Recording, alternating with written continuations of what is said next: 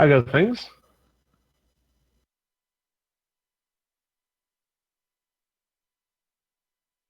Alright. Tired. Con weekend. Fair. Which con? Cats con.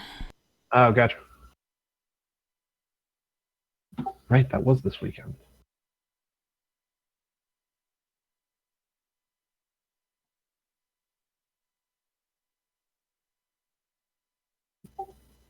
Ox, you there?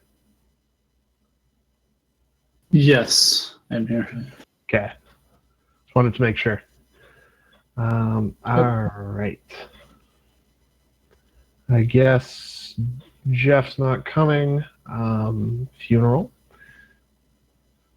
So I guess we'll get started. Who all remembers what we did last week? Or 2 weeks ago, rather. Started a frost giant civil war, basically. Yeah, kind of. I looted a thing. Yes. Yes, you certainly did loot a thing. At the best possible time, too. While Adriel was being full paladin and saved a bunch of people. Or a handful of people. No, he started looting things while Adriel was getting picked up and dangled in front of Karstag. Yes, Yes, people but that that are still happened either way. It's a thing that happened last week. Priorities. the helpful Right. secondary distraction never happened. How dare they?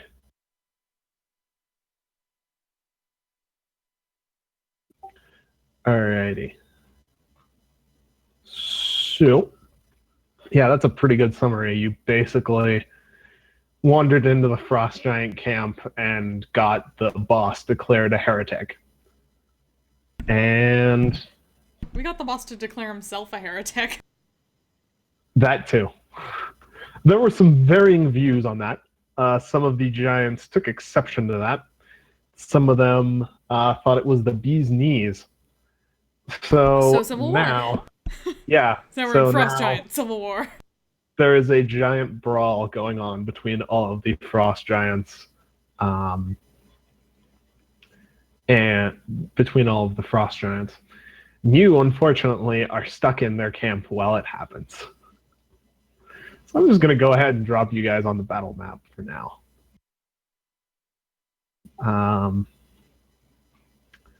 So there are a whole bunch of frost giants on here. The guy to the ones who will not kill you and will probably help you are tagged with green. The ones who will definitely try and kill you are all tagged with red. The closer non-generic frost giant to you guys is Oral, and the farther non-generic frost giant is Karstock.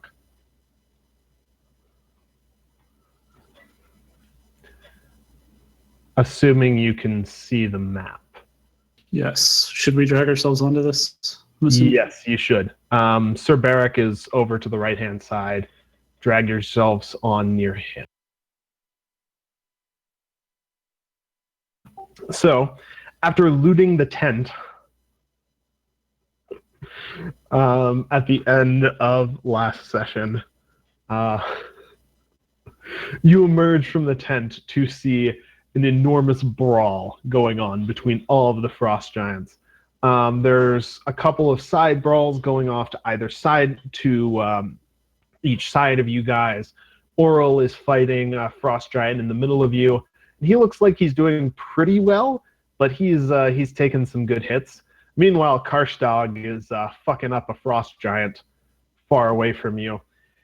He has also managed to just kind of toss away Adriel after Adriel lit his shoulder on fire and revealed his second head. So Adriel, for the moment, is unconscious but stable in the bushes behind Karstag.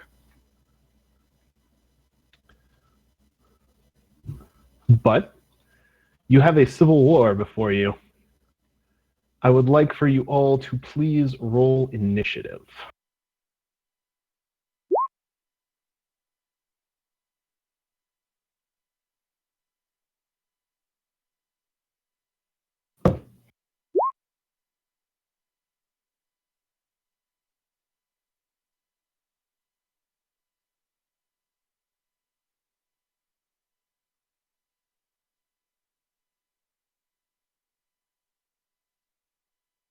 Holy shit, you guys.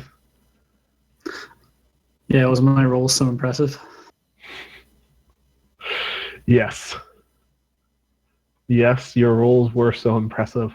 Not as impressive as the 2 and the 1 that Oral and the generic Frost Giants rolled, though. Good job, generic Frost Giants. You're the best.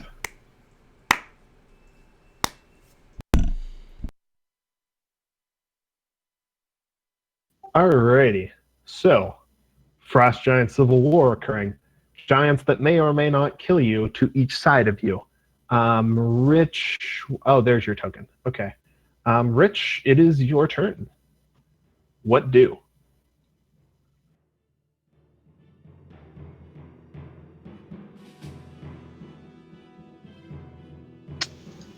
Did we sleep since we fought the ice dragon? Yes. Yeah. Yes, you definitely. Yeah, you went and stopped it with the dwarves. Sorry, I think I forgot to reset some things and just wanted to make sure. Okay. Yeah, no worries. No, I have to roll for Barrack too.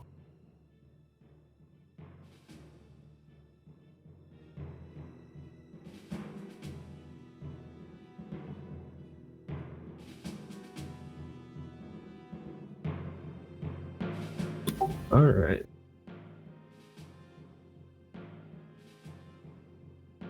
The sheet changed and I'm confused.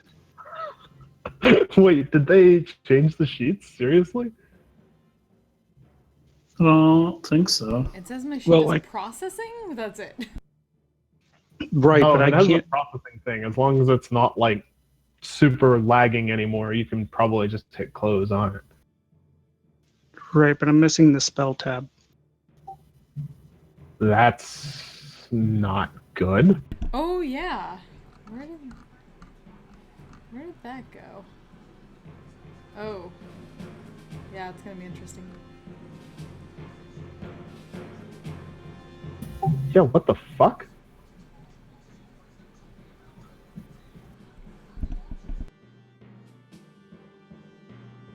Weren't we using the other kind of sheets? What the fuck, roll 20?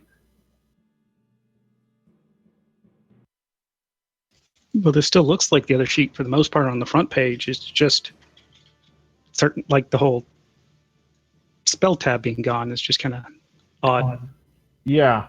I guess That I should- incorporated it into that middle section. Well, but that middle section's always been there. But I thought it was nice to have the two different ones. But yeah, you may Me be too. right.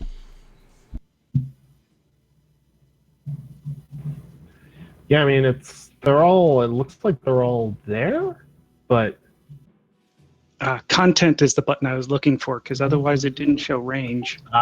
Yes, it did. I just can't read. all right. That's fair. Reading is hard sometimes. Like content? Yeah, content gives you the full description. Yeah, there's like a button on it.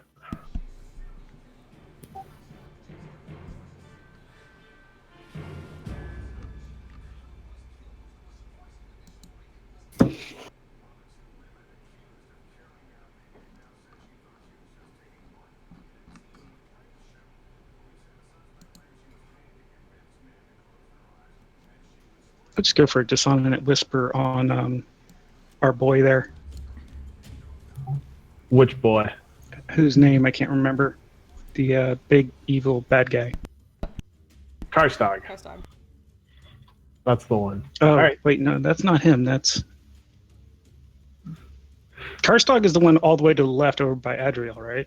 Yeah, Who's the non-generic one that's closer? That's our That's guy. your boy. That's that's the guy Okay. who's actually friendly to you.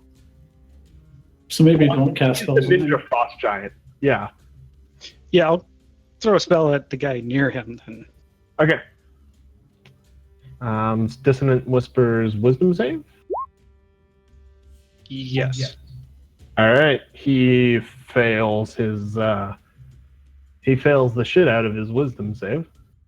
And he has to run away from him. So he's going to. That's too far. He's going to immediately move away from you. Oral is going to take an opportunity attack at him. Hell yeah.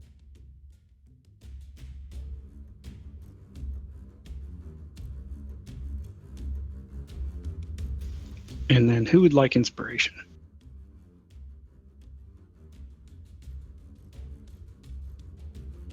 Sure. Oh, yeah, I'm not gonna do anything quite needing that just yet.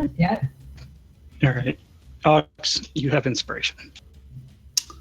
What's the size of your inspiration die so far? I think it's D8. D6 now. D8.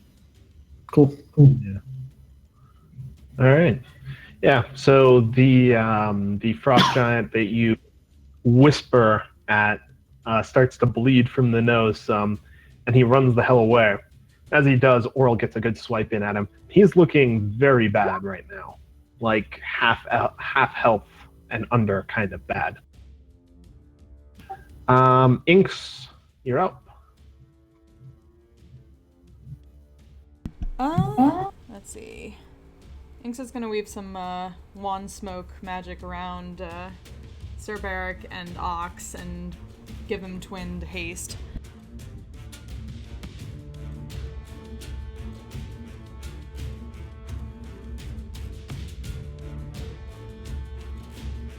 All right. Sir Barrick reacts with familiarity and gives you a nod in thanks. Give him a curt little wave. All right. Haste doubles move speed, correct? Yes. All right. Cuckoo. Is that your turn?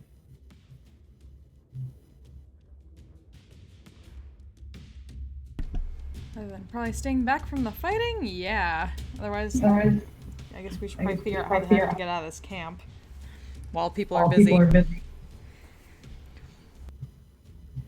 Solid plan. All right.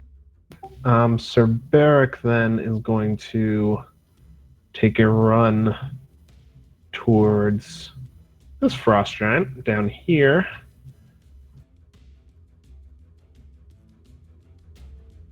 On his turn, he's going to hit him with the maul. And oh my fucking god. Okay. I think they updated something and it fucked up all of the pre-built character sheets. So he's got the wrong bonus in, but it still misses even with the right one. So he goes for the maul, misses. And that's really his turn.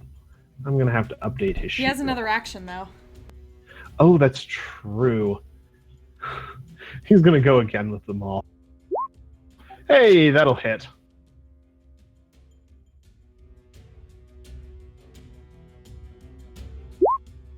He is going to smite on that and hit him for a 22.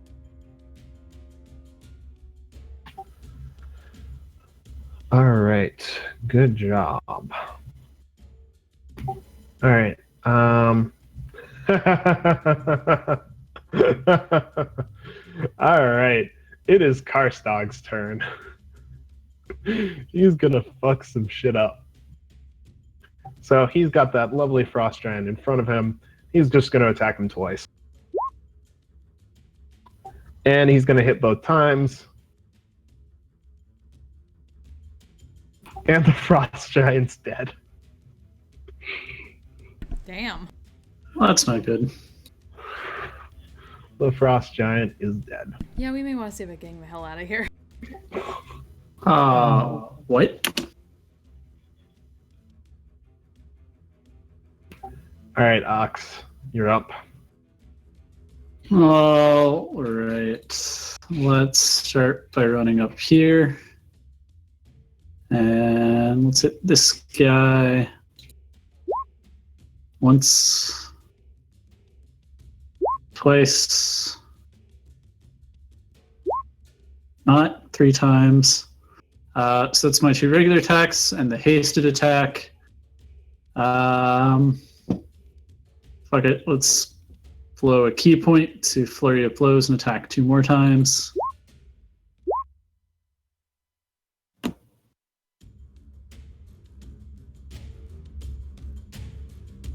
Okay.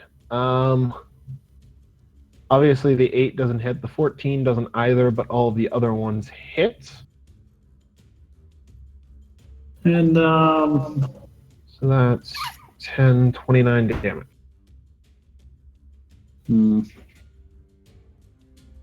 blow 1 more key point to stunning strike. All right. See if he. Nice. Oh yeah, actually. Yep, he is stunned.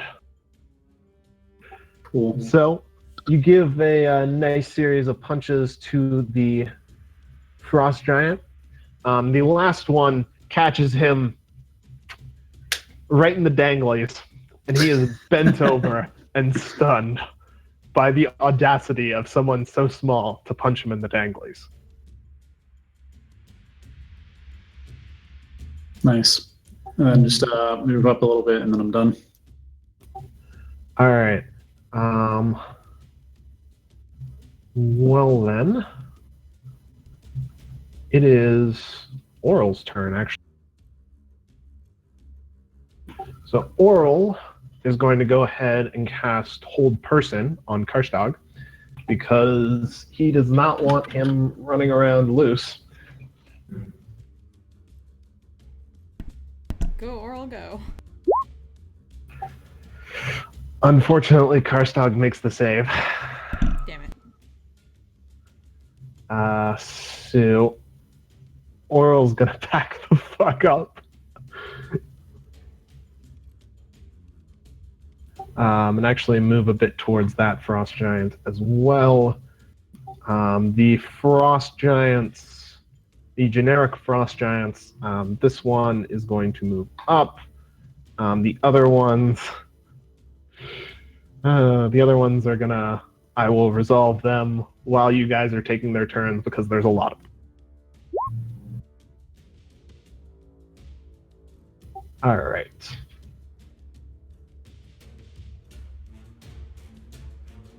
Rich, you can go ahead and do your thing. This is going to take a little while just for me to do all the add all their damage and stuff. So go ahead.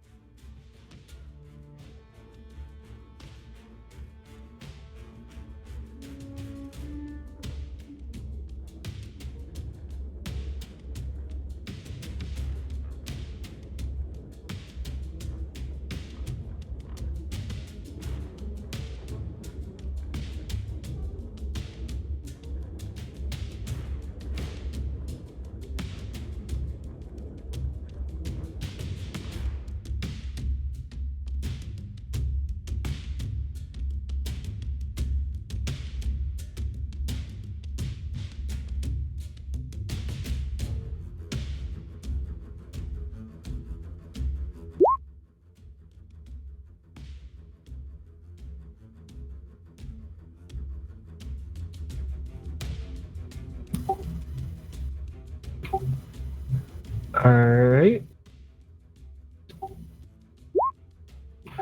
All right. He makes the save this time, unfortunately. It's my turn then. All right. Inks, what up?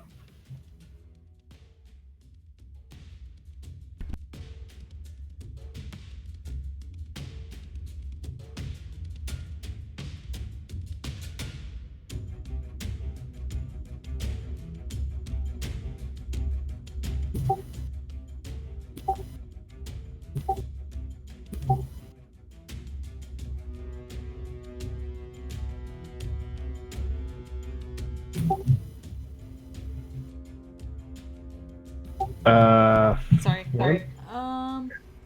Let's see. Oh, this new sheet is so confusing.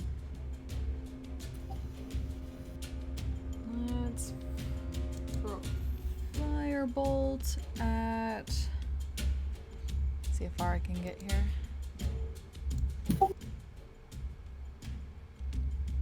I'm marking all the ones that are bloodied with hearts. Okay. Let's get that one. Test firebolt at that one up here. This far one? Okay. Yep. Roll them. Where the heck is my? Where's the thing for actually casting the damn spell? This thing. Is the pencil yellow or not? Aha! God damn it.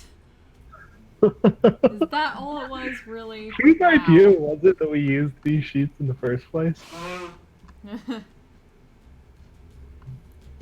To be fair, they were really nice up until this week. Yeah, that's true. They've just kind of And- exploded. You know, I gotta say, as somebody who doesn't have any spells, they still seem fine to me. Well, Yeah. they're Where's my not bad. spells? Oh, there it is. You just have to give us a sec to adjust, is all. Yeah. Fair. All right, 20 will hit him. He is so close to dead. So close. I still need to roll another thing because I should be the right level to get 2d10 there. Oh yeah, you're 5th level. So roll another d10. God damn.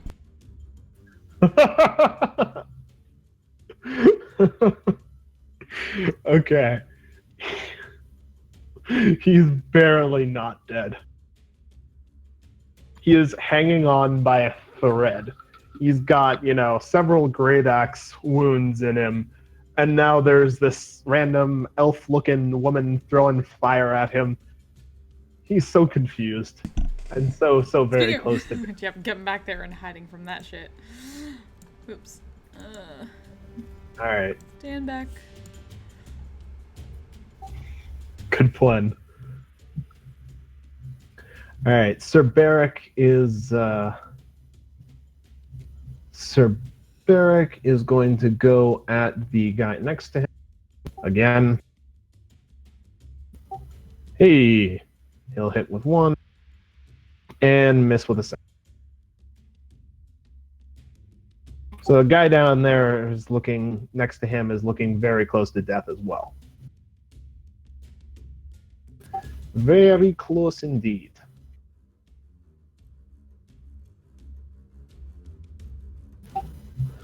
That's his turn. Karstag looks very unhappy that some of his dudes are not doing so well. So he's going to run over here. None of you are barbarians, so this isn't too familiar to you guys, but he lets out a scream of anger and begins to wildly swing his great axe at the frost giant next to his guy who's almost dead. All right. First one misses, second one hits.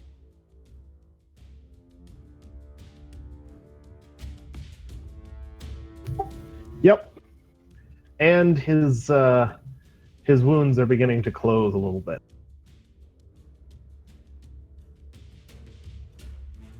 Okay, he is regenerating. But that is his turn. He can't do anything else. He's a very simple man. Ox, what's up?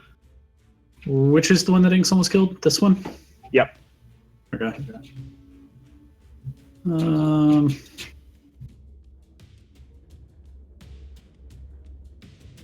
I'm going to pull out some of my darts and throw them at him, I think. Let me just check the range on those real quick.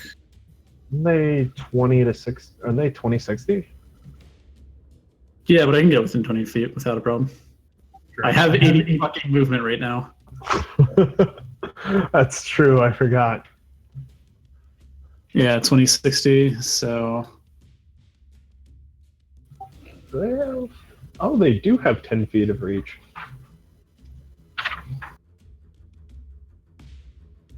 What, the giants? They do, in fact, have 10 feet of reach. All right, well then fuck that. I'm not going to go after that. I am going to go back and beat this one up some more. All right.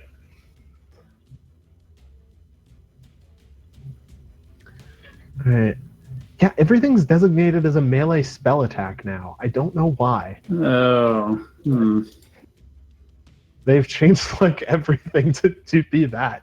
Like, I think it's the right mod still. I mean, if I open it up in the edit, though, it's listed as a melee weapon attack. Oh, that's weird. But then as soon as I close it, it goes back to melee spell attack. That is weird. I don't Then like again, that. what exactly is a melee spell attack? It's a spell attack that happens in melee range. You mean touch? Are your fists There are melee spell attacks. are your fists considered magical right now? Is that why? I don't think I get that until later. Yeah, I think that's next level. Anyway, that's 21? 21 damage. Is he still up? He is. All right, we're blowing key point and flurry blowing then. Flurries and All blowing. right. The 11 will miss. The 10. You know what? I'm gonna add a bardic inspiration to the 11. It's an 18. Okay, yeah, that'll hit, and that'll drop him. So, with the last bit of inspiration that Rich gives you, and with your unending flurry of blows, you manage to knock out the stunned frost giant, who falls over dead, still confused about why a metal man hit him in the danglies. Because they were there. As good a reason as any, really.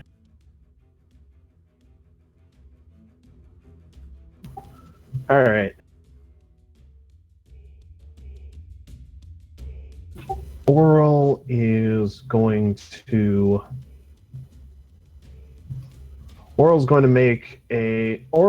use Guiding Bolt, actually, against this guy right here.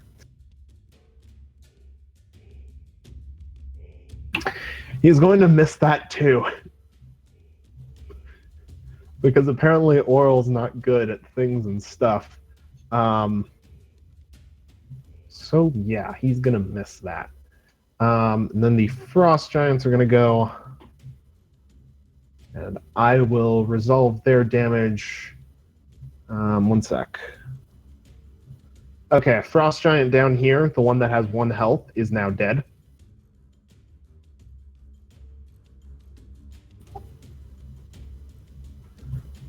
Group 4.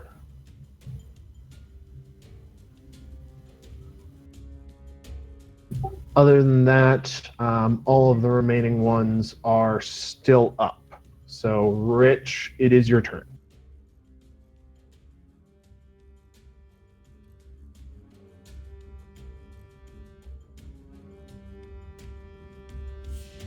And actually, this one's going to move closer to Oral and get back up in his face.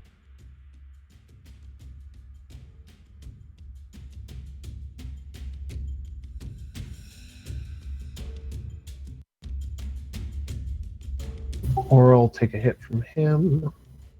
Yeah.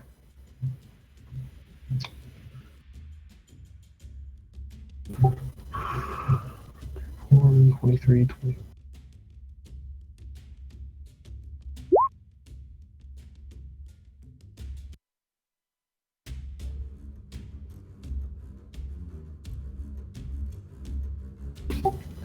Is this just on Karstag? On the big one?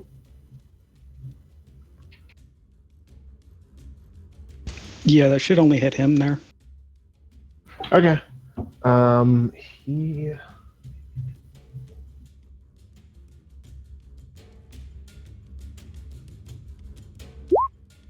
He rolls a 20 on his save, unfortunately.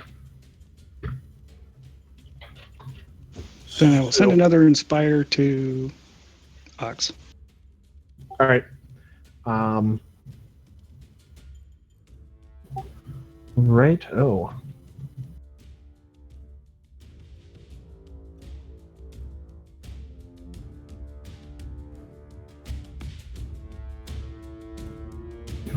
All right. Inks, I believe it is your turn. Okay, then I'll peek around here and send. How about a twinned firebolt at the one near Oral and this one over here? Okay. Roll. Or actually, this one's bloodied, so how about that one? Those two. So the one near Oral and the one near Sir Barrick. All right. Roll.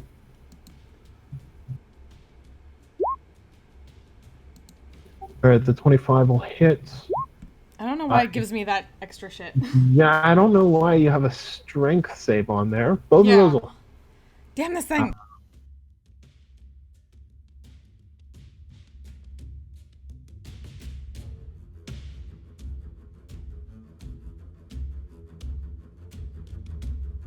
All right. The one down near Sir Barrick is hanging on by a thread. The one up near what's his butt? Up near Oral is not looking so good, but he is still up, still willing to fight.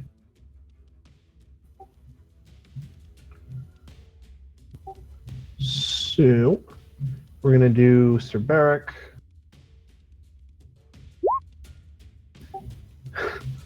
The lower frost giant had 1 health. Fun fact. So now you can run over and hit another one. Yes, he can. That is exactly what he's going to do. Does he have movement to get? He does. Hell yeah. All right. Sir Barrick is going to go over, and he's going to hit the giant frost giant with his maul. Smite that shit, yo! Not this turn. He doesn't seem to notice it very much in his sheer rage. Sir Barrick looks a little wary of that. On Karstag's turn, he is going to attack the other giant next to him. That giant's dead.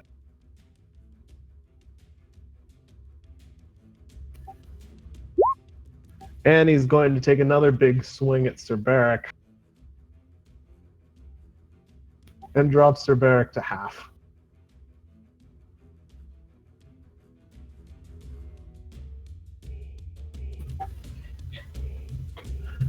All right.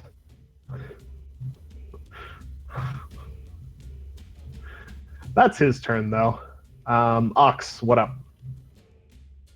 Come up here, start punching this guy. All right. He's still up. He is. All right. There's the haste attack. That missed. And there's my bonus action attack. 10, 10, 8. That'll drop him.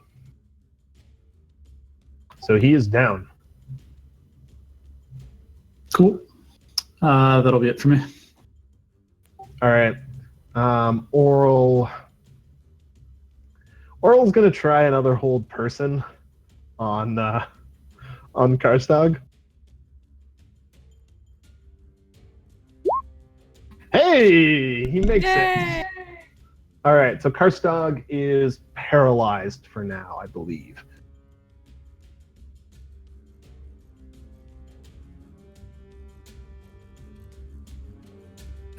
Yep, he is paralyzed. Oral shouts a series of words in what sounds vaguely like giant. Karstag tries to fight it, and he's straining against it, but can't quite manage to break free of Oral's magical grip.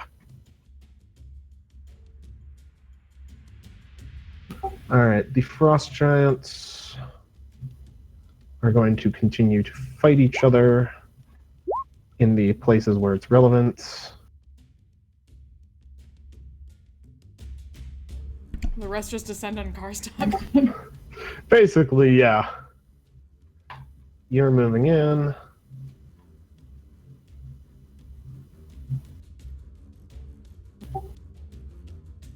Got the movement to make it in. Someone's going to move over, reach over the top of Sir Barrick, and start swinging at Karstock. He will hit with the 16, miss with the 12.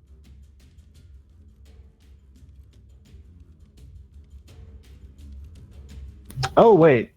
He auto crits with that because of hold person.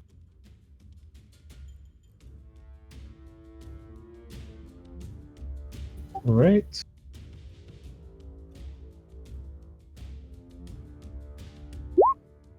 So he takes another 11. Oh, wait, no, shit. Why is that a condition?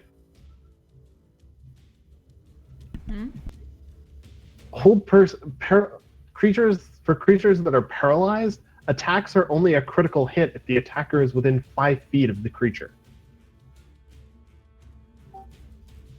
Oh, I guess that's a condition for ranged attacks.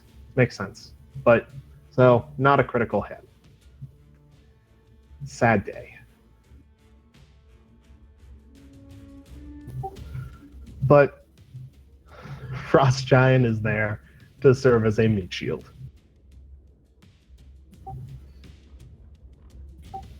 All right, Rich, it is your turn.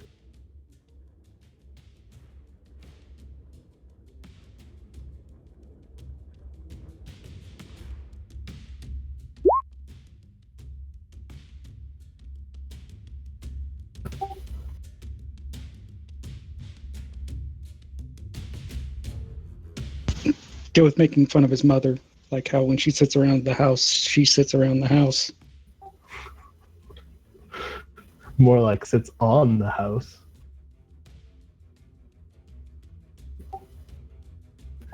All right. What's the wisdom? It's 14? Yep.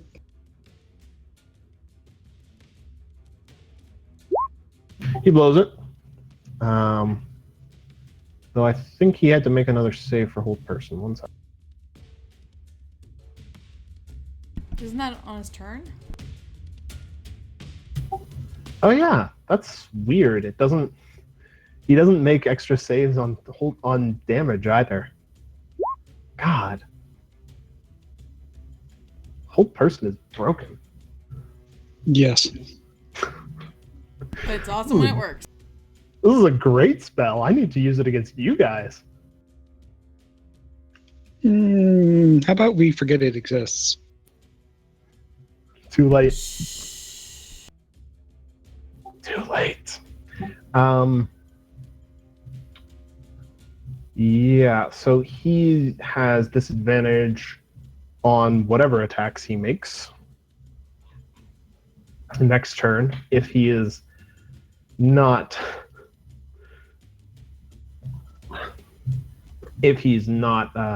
still paralyzed. Inks, what up? Alright, let's try this again. How about a firebolt on Karstog while he's just standing there? You know, being creepy. Creepy is one word I would not use to describe him. I might... I might use my... Nah, no, not yet. I don't need it yet. Alright. You should have advantage on that if you didn't roll with advantage. Oh, I didn't. Oh, damn it. Forgot about that. Thank you.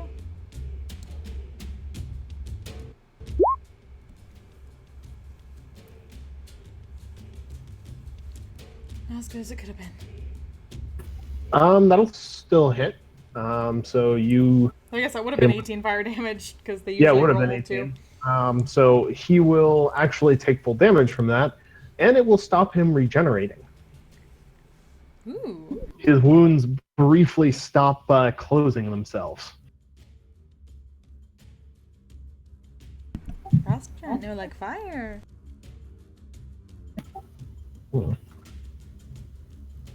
He also worships a troll god. I don't know too much about trolls, so. Oh, gotcha. They don't really frequent the taverns. Yeah. We don't know, Rich. It's just kind of there. Yeah, I'll try to figure it Not- out next time. At this point, I'm not questioning it.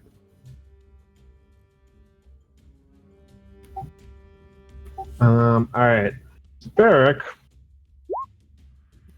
Yep, he's gonna go for a maul attack on Karstad.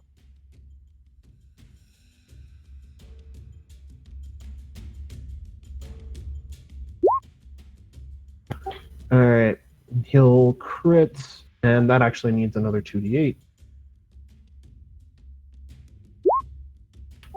Alright, so 24. Wait, shit, he resists some of that. Fuck. Alright, I'll calculate that out in a little bit. First things first, though, Karstad needs to make a wisdom save at the end of his turn. Also, yeah, he still gets 2 maul attacks. Oh, that's right. You're Haste, right. haste, haste. Karstad does save against his does save though. Alright, so that will also crit. He'll smite on that too for good measure.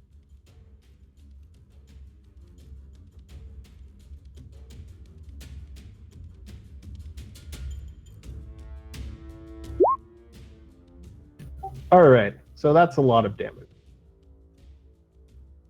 Solid amount of damage.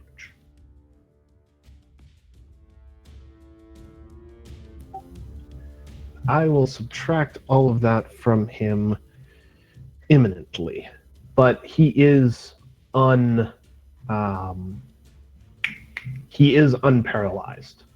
He did make his save. So, Ox, you're up. Yep, going up to this one up here. Same thing as usual. Holy shit. Alright. And I'll do inspiration on the 10. Bardic inspiration, that is, for an extra 7. Alright, that'll hit. So that's 22 damage. Yep, and I'll spend a key to stunning strike. He will save. Fuck it, we'll do it again.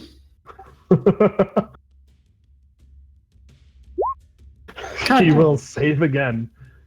Alright, that's it for me. Alright.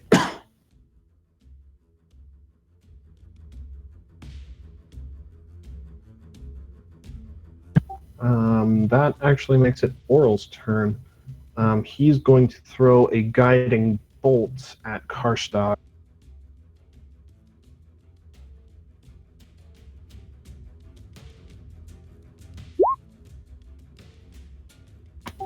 Alright.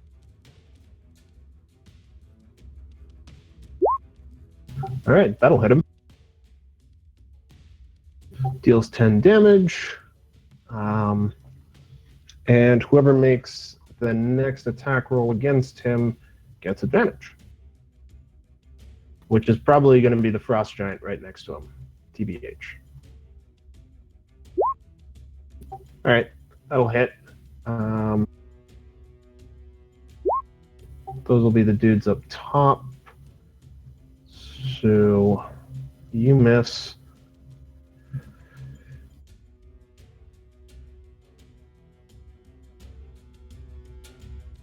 You should be bloodied. All right. You're gonna move in and make another attack at him. All right, that will also hit. So that's 19 damage.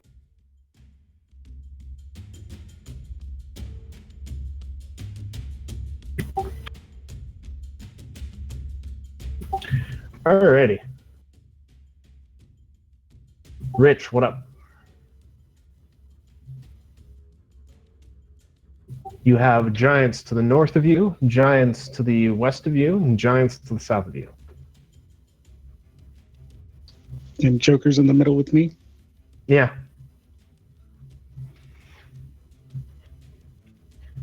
How bad is the guy to the north looking?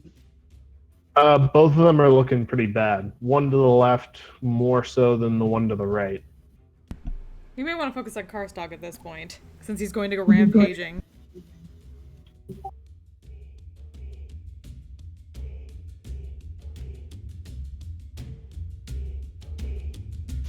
All right, I'll throw.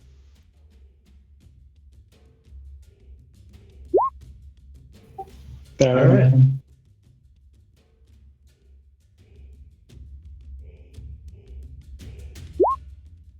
Ooh. Yeah! Ooh, he does not save. He does not save. And those opportunity attacks. Yeah.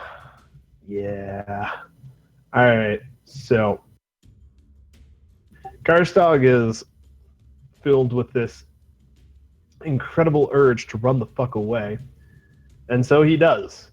And he takes 3 different opportunity attacks. Takes 2 from the giant, 1 from Sir Beric. They all hit. I will... Holy shit, that's 57 damage.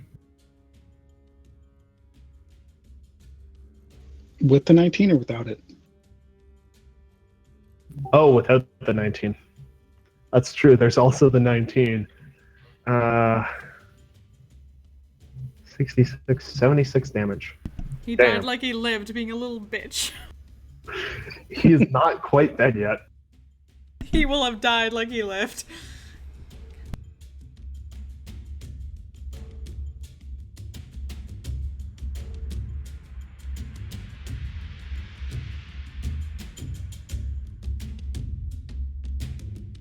All right.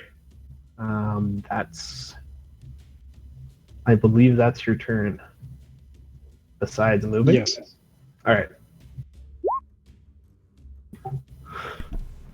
I Your need 10 my will miss. inspiration because All right. fucking kidding me. The 14 will also miss. Oh, would have been so damn awesome. I had to try.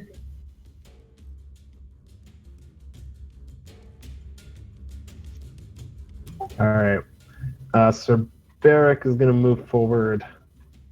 So you miss with both. Your beams of fire, unfortunately, fly wide both times. Sir Beric will wander in. He's out of smites. But he'll hit with the first one. So he gives Karstog some nice new bruises. Kick his ass off. Speaking of Karstog, he's going to... Yeah, he's got the movement for it. He's going to mosey around Sir Beric. Wait, didn't he just get the thing on him? Which thing? The dissonant, or was that somebody else? That was him. That's your reaction to move, though. Doesn't Oh. count It's towards not your like fear. movement on your turn, I believe. Yeah, it's not like fear. It doesn't keep. Yeah, Gotcha. it's not like Ray of Frost. It doesn't drop your movement to 0 for your turn. That's fair. All right. He's going to make a pair of attacks. Can he reach Frost Giant McGiant over there? He can, but there is a squishier target right at hand. So he'll make his first attack at Sir Beric. And Sir Barrick's going to drop.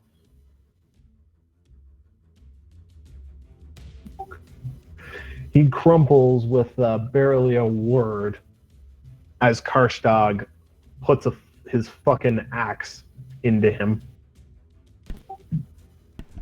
Oh, shit. And he's going to move up to here. Hey, hey, Rich. How do you feel about frost giant axes? I think they're as weak as a earthworm.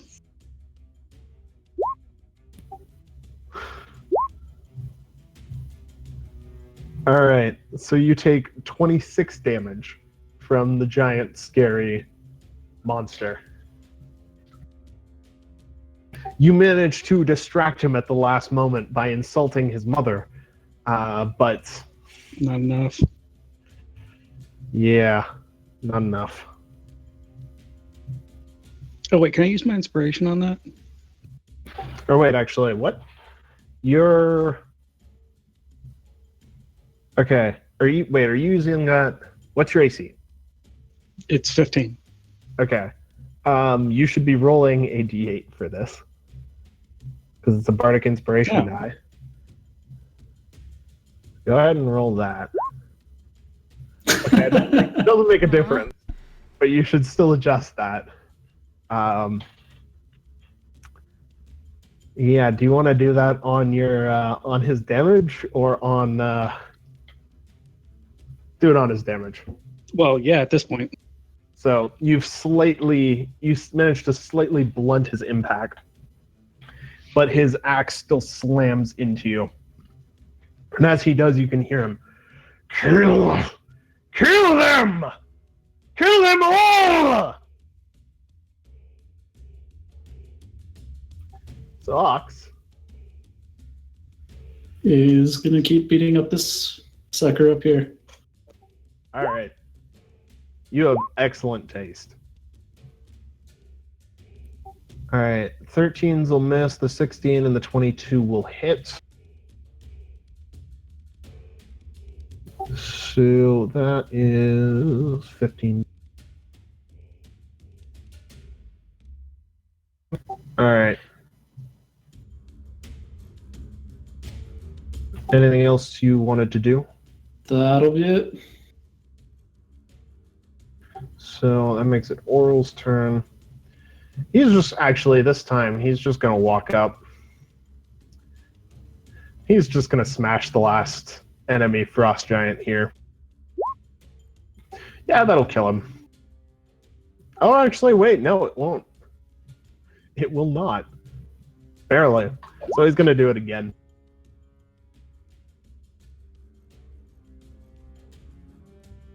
And that will. That certainly will.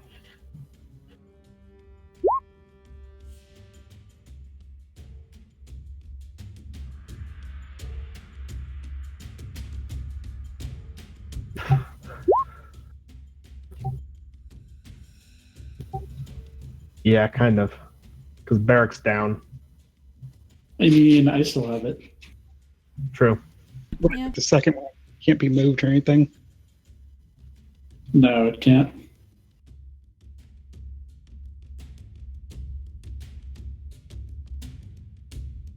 He did pretty well with it while he had it. He did. You are correct. Alright, they're all going to move up, though.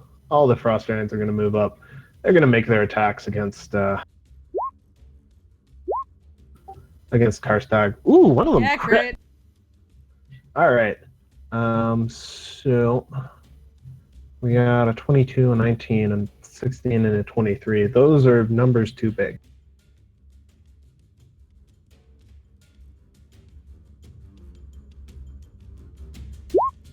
Help me out here, roll 20. Thank you, roll 20.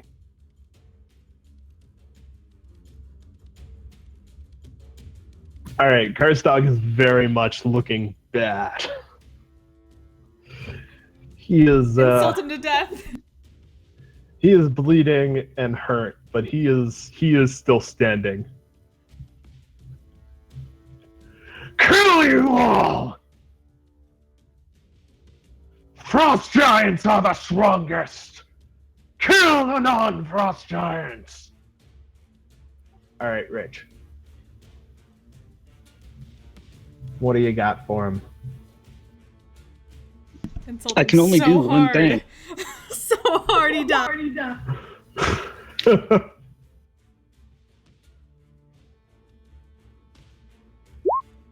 He does not save. But does he die? He does not. He is much closer, but relatively speaking. But how do you insult him? I'm curious. Damn it. 13 will miss. Your mama's so stupid that she brought a ruler to bed to see how long she could sleep. I'm sorry you didn't insult Kill her, him. mother, insult her! Kill him!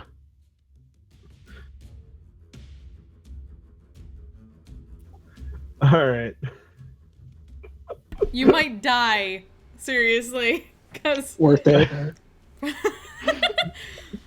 Yeah. Does anybody know the rules about massive damage? It's if you take damage equal, that would take you below 0, and to an extent equal to your entire health pool, it's an instant death. Alright. So, for example, I'm at 38. If I took damage, that would take me to negative 38. That's an instant death. Alright. Alright. So as long as he doesn't crit. I mean, when I was When you phrase it like that, you know when I what's going to was happen rolling, next. when I was rolling to set this whole thing up, there were a fair number of crits being rolled, so take from that what you will. Alright. Sir Barrick is down. I'm debating whether or not I should give him death saves. we must heal him. Karstag's here, though. So,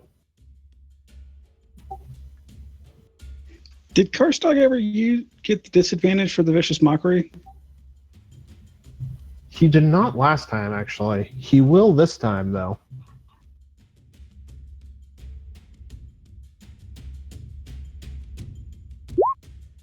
Is it on, well, Thankfully. lucky for you. Is it just on the first one or on all of his attacks? Next attack roll. So only on the first one he makes. So yeah, lucky you. He does not crit. He does not crit on you. Congratulations. Your character lives. Well, sort of. Yeah, I'm pretty sure a 26 hits you though. Oh yeah, and I'm down. Yeah, and I'm fairly certain a 34 will bring you down. All So of our healers are down, guys. Yeah. We really need Adriel to like wake up right Pounds now. his chest, yells some, and fucking smacks the guy to the north of him. And that will drop him too. Like, Oral, help us out here. Okay, that's the end of his turn. So, Ox, go nuts. I got this. Do you? We'll find out. All right, 8, 7, 15. He does regenerate on his turn, by the way, because your firebolt missed him. So that's 15. Which Is he close enough to dead that I could potentially kill him by wasting inspiration? Oh, I mean, he's close, but he resists your damage right now. Oh, right, because he's still fucking raging. Forgot Yeah, about he's that. still raging. So, I don't got this, guys. Here's a question. When he was held person, would that have dropped his rage? No, because he was still getting attacked during it.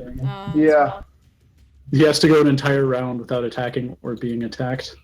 Plus, Fair. this actually apparently doesn't drop from. This apparently he's does a not berserker. drop from missing.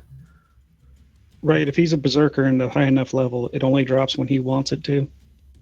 Basically. Huh. Which would fit because this guy is CR 11. Surprise.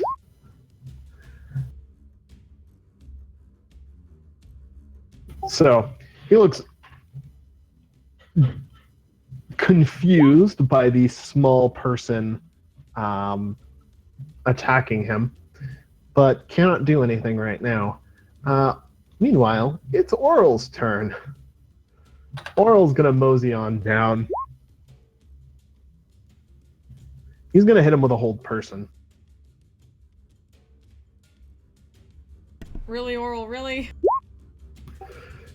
He'll fail to save. That's at least a step up. Good. So once again, Karstog is paralyzed.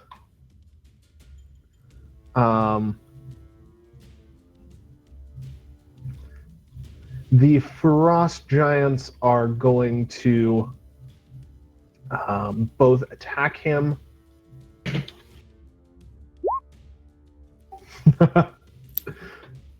Does that kill him? Not quite. The 10 misses. The 20 will hit him. So he is barely standing. Rich! Death save, please. Oop.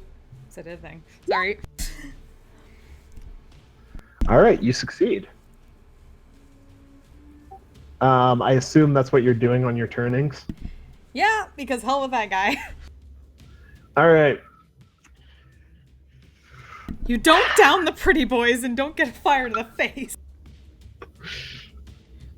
Where would you like to light him on fire in order to murderize him? She's gonna scorch both those faces right off.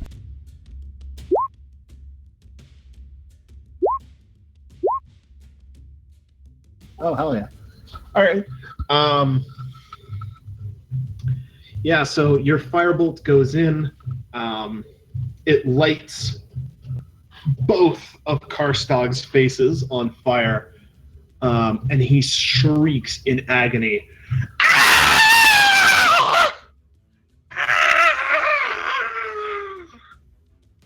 As he slowly burns to bits. Phoenix will step out of her hiding spot and take a long drag from her pipe and exhale it slowly. So the bits of him wriggle a little bit, but they catch fire pretty well. And so as he falls, they slowly stop wriggling. How many frost giants are still alive? 3. 3 out of the 12 we started with. Good times. All right, so Karstog is dead.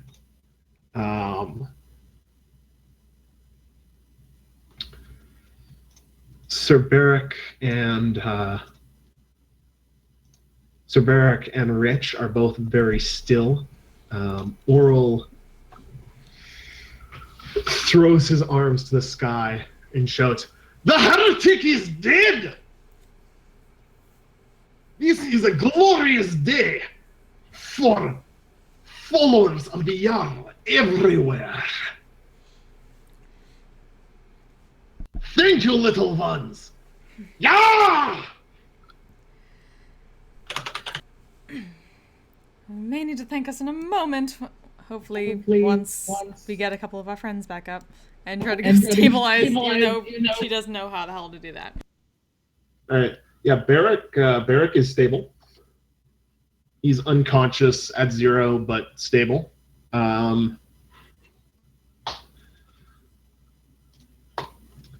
Yeah. How are you stabilizing people? A monk. Oh, true. Know some medicine.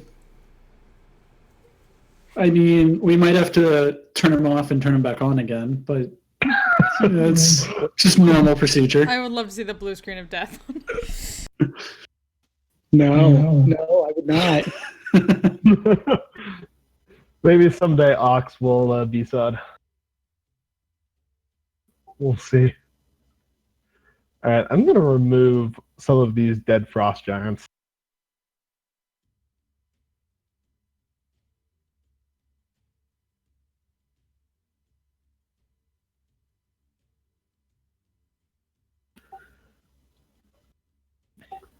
So, Like, one of these people is then drops the haste. all right.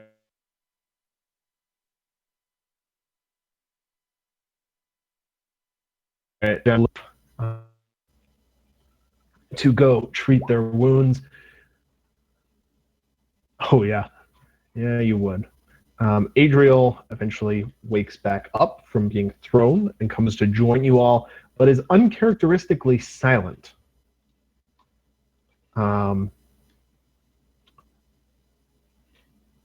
As you all recuperate a little bit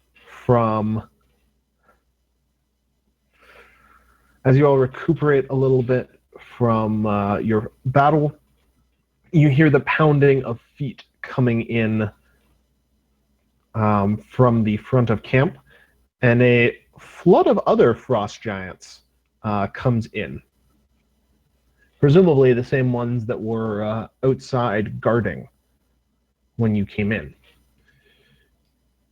Oral goes to speak with them very quickly and relatively quietly in Giant.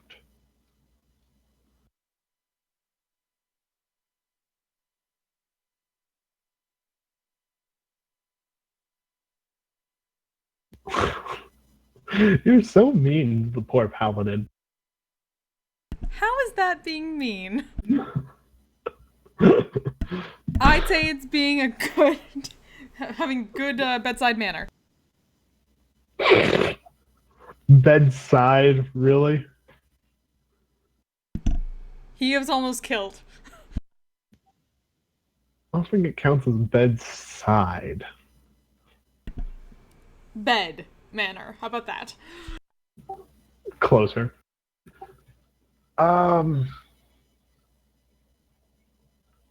Eventually, Sir Beric wakes up a few minutes later. He kind of looks up at you, like, Kendra? Is that you? You are not Kendra. You are not Kendra. He blushes a very bright red and scrambles out. Moves over, goes to hide in one of the tents. I suppose I can't compare to a goddess.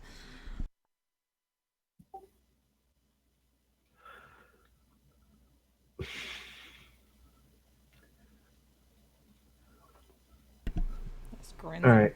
Smokes from her pipe again. All right. So, Oral is still up chatting with the other giants. What do you guys want to do?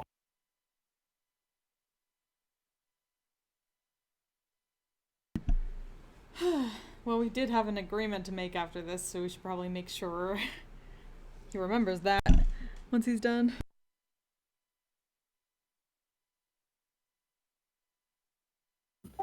Oh, that's true. He does have that to do with you guys.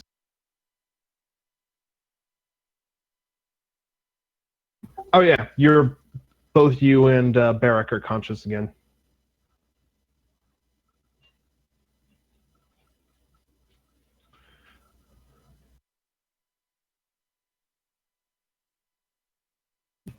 All right, solid. Yeah, Barrack will lay on hands himself once he's up. I bet he will.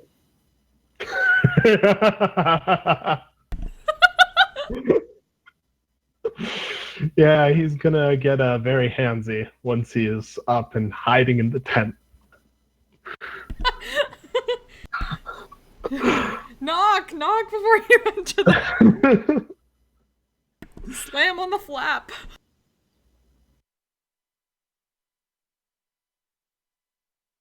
All right.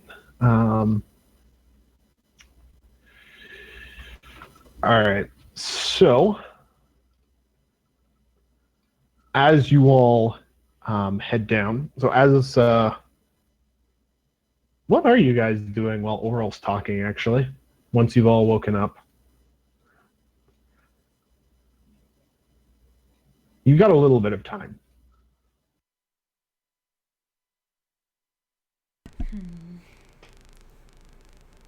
Well, probably just making sure everybody's getting healed up and making sure that this area is pretty secure otherwise. All right. Speaking of, actually, So, I mean, yeah, Adriel was the one who we Not have no idea speaking- anything about. Yeah. not speaking of anything, actually, Rich. Last session, between sessions, while you found these lovely things in his tent.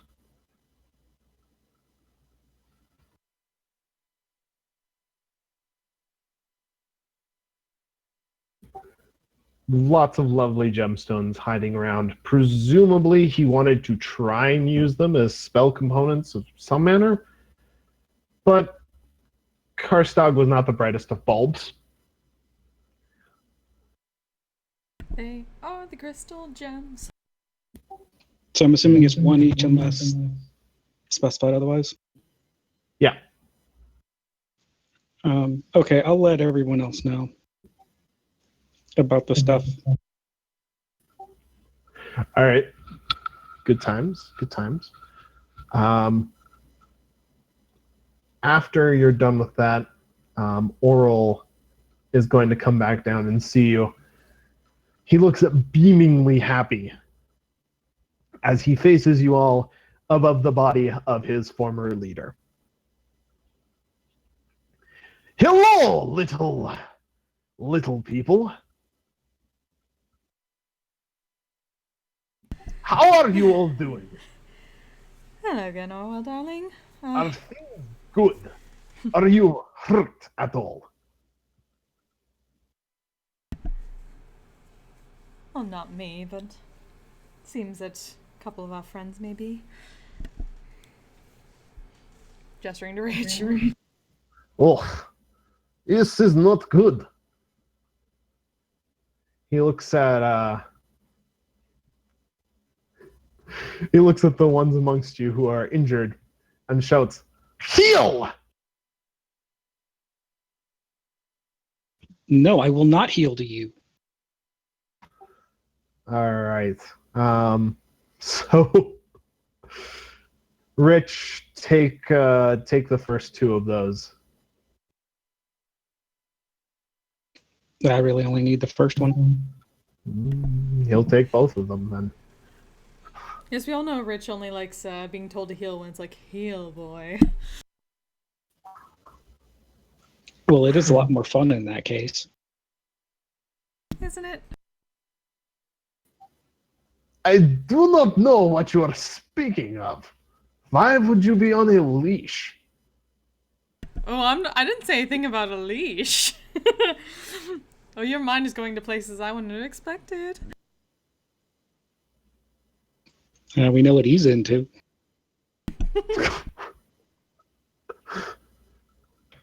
I do not understand, but it's not important.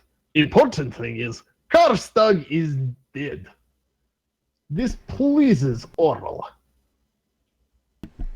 Oh, good. I was hoping so. So does that mean our Yes. agreement is still in place? You will show me the spawn of Artis Simber. If you show me him, then I will leave this place. I will go south. to where you say Artis Simber currently is.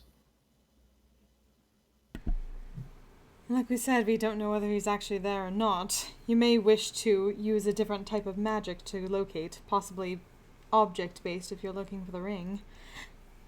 Well, to be fair, Well- if you're looking for the ring, you'll find him anyway, because I doubt he'd take it off. Probably not. He is greedy, greedy man.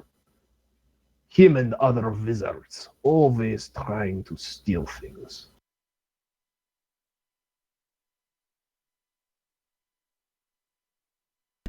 Not all, but there are some bad eggs everywhere, don't you think? Always. Like this one! And he gestures at Karstag's burning body.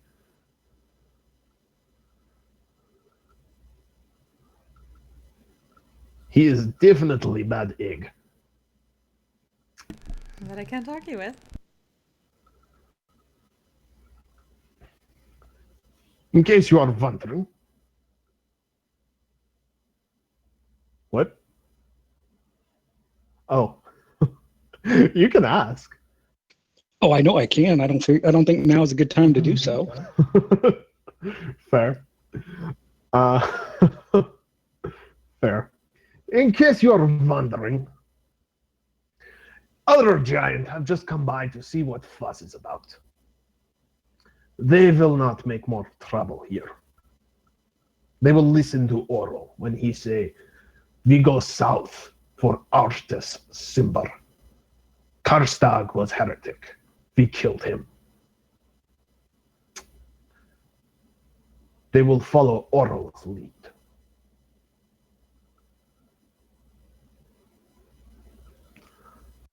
I'm very happy to hear that. I figured. Shall we go?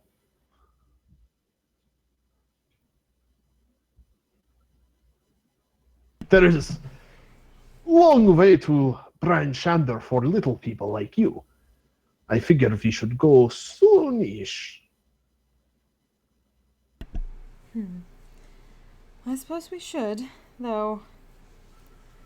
We may wish to send word ahead of time about what's to happen. I'm sure a frost giant suddenly showing up may not be too well taken given the circumstances ahead of time, don't you think? Is not bad idea. Is not awful idea.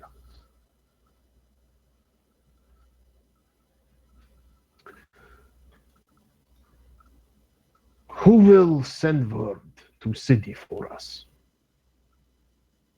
No. We cannot do it ourselves. Of course we'd be glad to be your messengers. Is good. Go. We will come tomorrow night.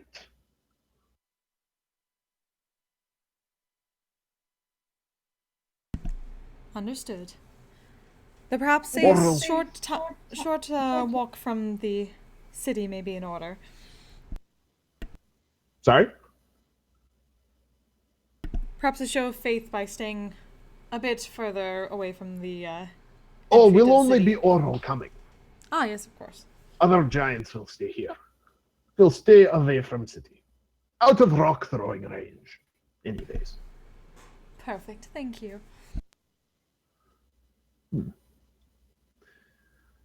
I want thing, you are willing to give me thing. Is only little condition. Is no problem. I will explain ahead of time that, at least upon our meeting with Artis's son, he did not speak too highly of his father and didn't really want to get involved, but It's too bad. Either he show us, or we will attack town. It will not be nice. understood.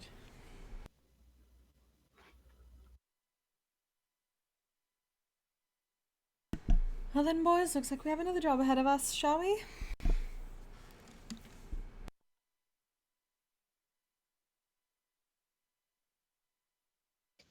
Yes.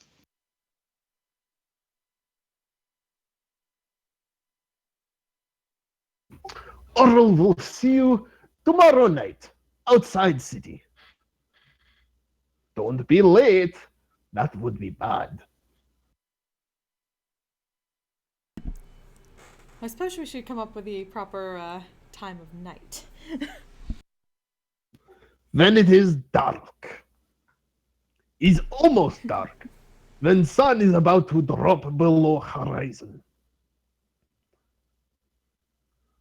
Then we will come. Of course.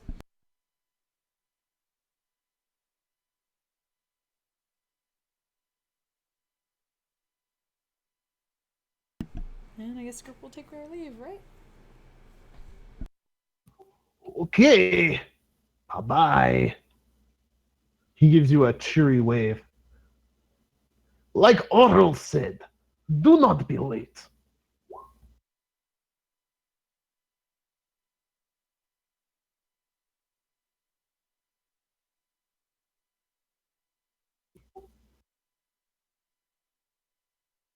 Oral doesn't see your raised eyebrow and turns around and walks away cheerily, humming to himself. God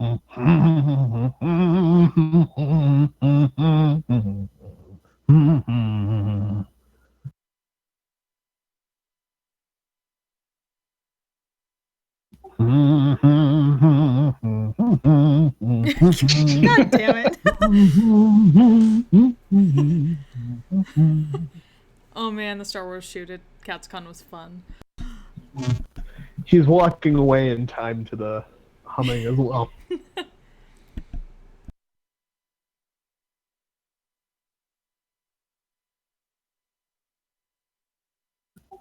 Lawful evil versus chaotic evil. Basically, yeah.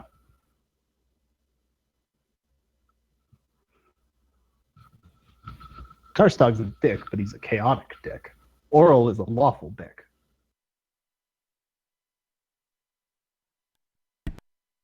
And Richard is just a dick. Yep. Yes. All right. Guess we have Berica shows back. Yeah. Barrick, Are you done handsing yourself, darling? yes, I'm done laying on hands. Thank you. I am done using the divine energy of Torm to heal my body after a giant great axe was slammed into it. Yes. He seemed a little bit snippy. Lovely.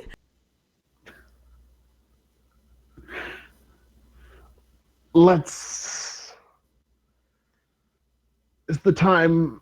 Have we set a meeting with them? Did I miss that?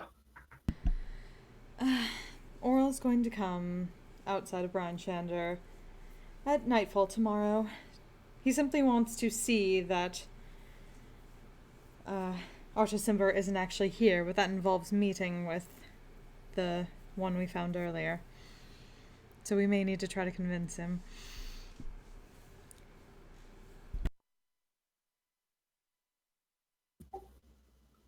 Right. All right. Back to the city then. You'll need as much time as you can get to persuade this boy. Exactly.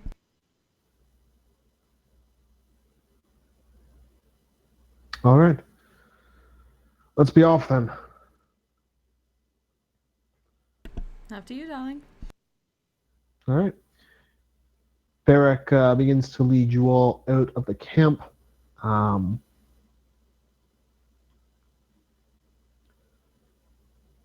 As you are exiting, you see a group, a small number of humans surrounded by frost giants who look very confused about what they're doing there. The humans mostly appear to be huddled and scared. They seem to recognize Adriel, though. I assume They this give will a be little- where Adriel figures that out. Yeah. All right. Adriel, we're just going to leave this to Adriel to deal with.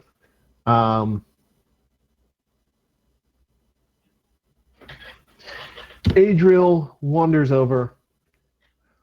As much as I hate to miss this, Adriel wanders over, has a brief chat with the frost giant surrounding them, and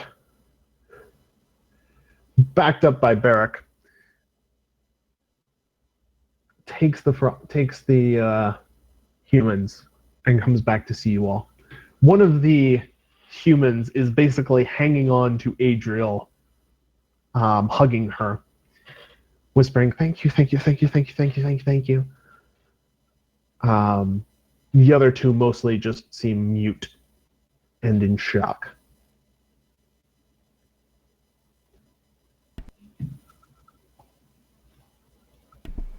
I see you made a few friends. Adriel just nods. Oh, wonderful. We're heading back towards Brineshander. She's mentioning that to the one that's constantly thanking, and the silent ones.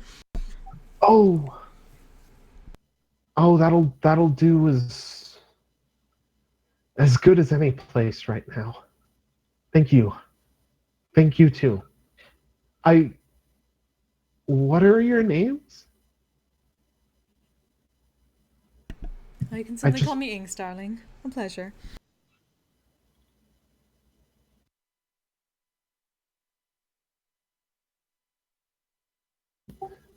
Thank you, Inks. What about you two? She motions to Ox and Rich. I am Ox.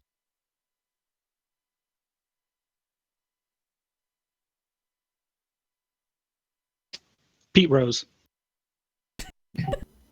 Nice to meet you. Pete Rose. Thank you, Mr. Rose and Mr. Ox. We're very glad you came. She shyly smiles at you. We certainly wouldn't have found the place without our dear Sir Barrack. I am merely a servant. He bows. He's far too modest.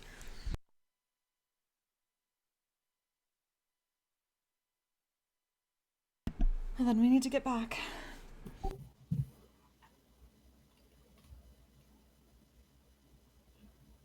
It's a her. Sorry, what was her name?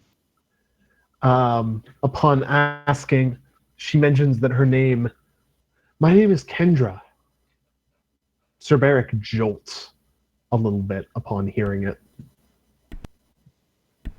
And Inks raises an eyebrow.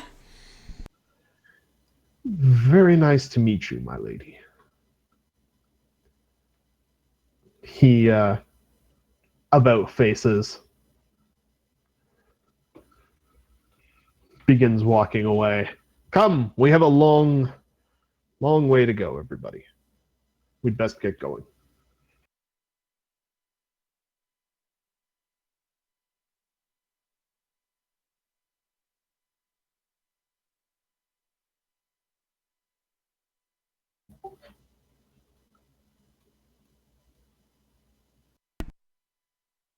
Make sure people are taken care of and head that way. All right. So, like before, you can get about halfway to Brineshander before it starts getting dark. You fought them in the afternoon. But you set up camp for the night. Sir Barrack is very quiet. The two men who are with Kendra mostly continue to be silent. Kendra continues to thank everybody. What are all y'all doing?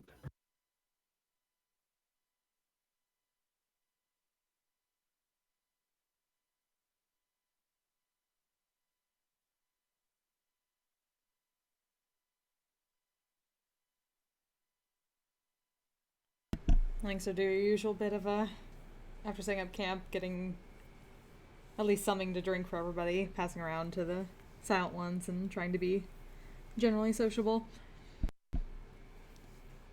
Lift some spirits a bit.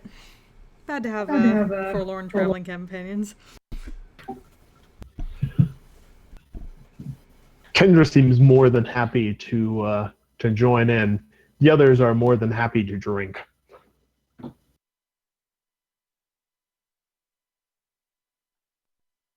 Sounds like the usual crowd. Yeah. Ox is mostly just meditating. All right. What's Barrick doing? Sorry? What's Barrick doing? He honestly looks like he's brooding, which is kind of impressive given that he also looks like he's about 50 years old. He's pulling off a pretty impressive brood for somebody his age, though.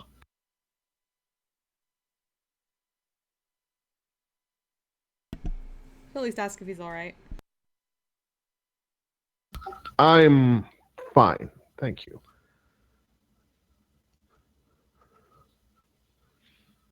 You don't look it. I'll be fine.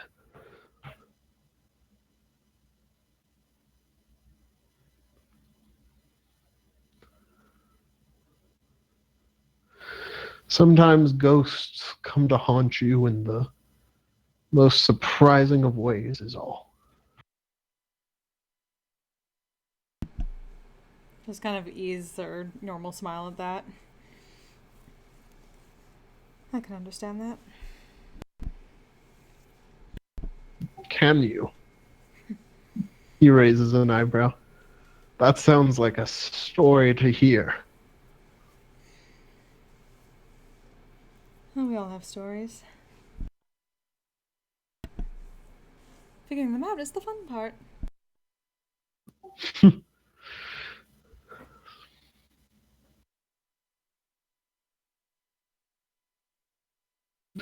I'll tell you mine if you tell yours.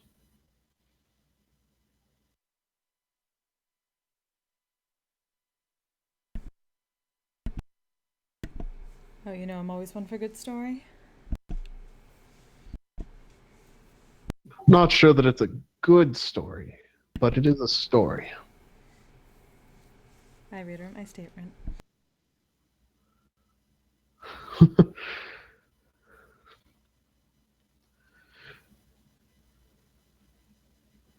Kendra was...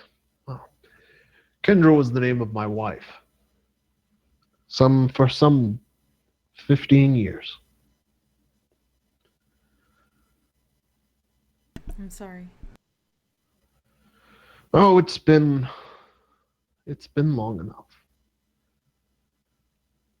She passed in a dragon attack.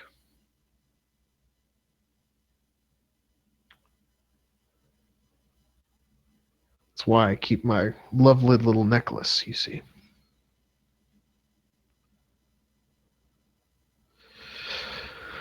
Of course, there's strange ways in which ghosts come back. Rescuing woman named Kendra. Waking up with my head into another's lap like she used to do with me.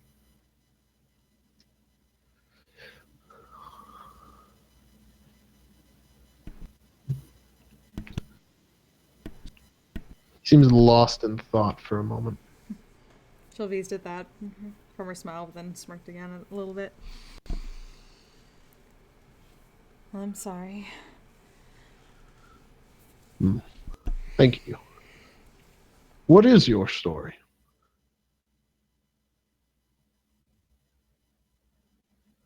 You seem if you don't mind me saying, a little bit young to have ghosts following you.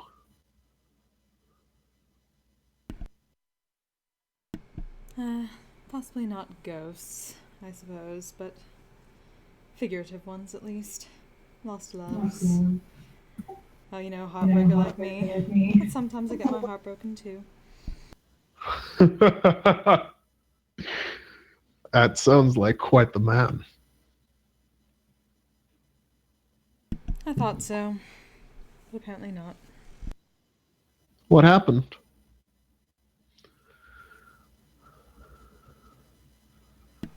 Some of them just don't like what they see.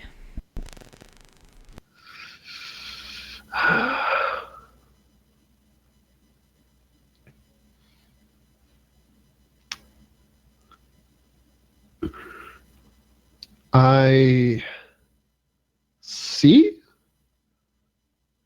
I'm not sure I understand, but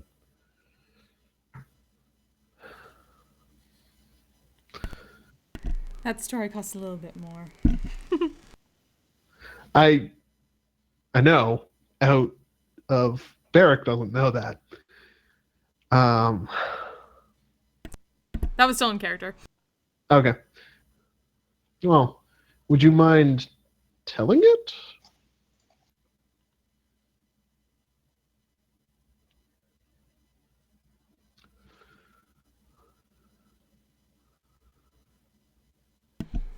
Sometimes telling is the first step to healing. Oh, darling, healed a long time ago. That's how I get to meet such nice fellows as you. Did you give him a light poop on the nose? He chuckles a little bit. I'm gonna need a little bit more than a campfire dinner to tell that one. Oh. All right.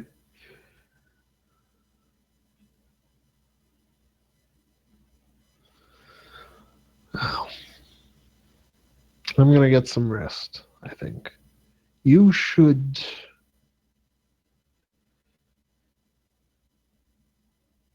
maybe not tell that story, but think about telling some other ones. It's not healthy to keep things bottled up. Believe me.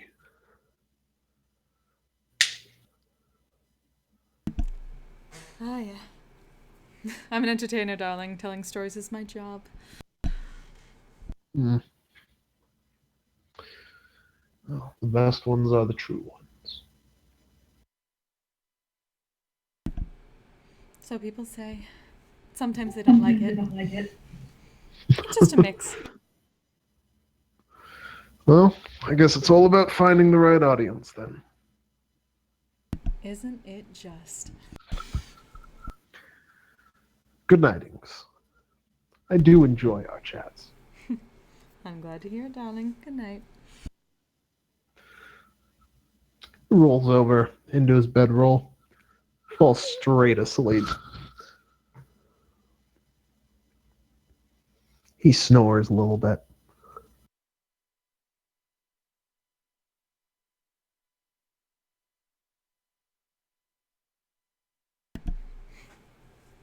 Go over and get to bed and leave the setup to the two others as usual.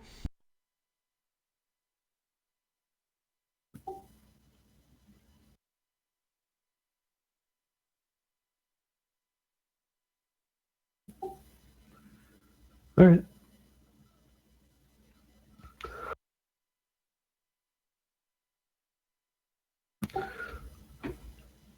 So, everybody sleeps.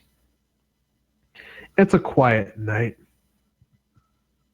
No more ninja frost giants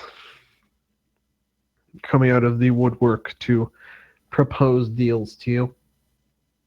No dragons flapping through the night. No roars of strange beasts.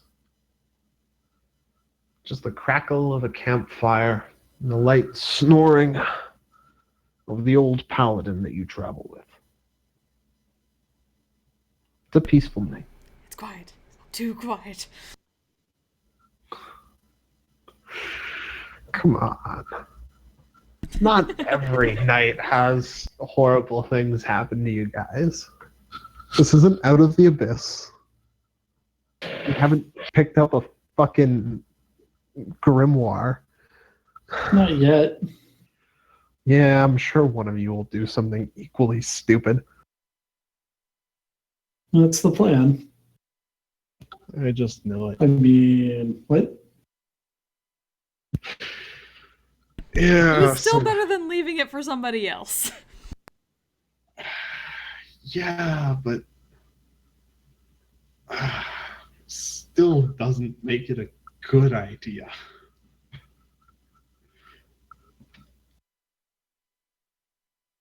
Anyhow, back to the campaign at hand. You all awaken in the morning, well rested. You can see Brian Shander not too far away, maybe half a day's walk.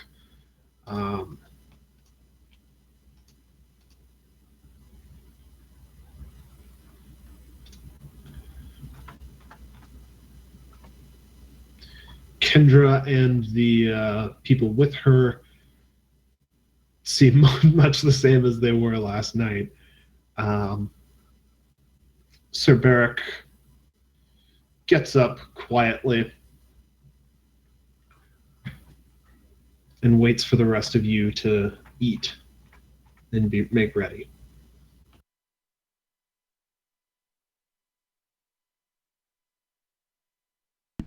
Things will make the rations taste like pancakes. Everybody Nice. needs some good pancakes after that shit.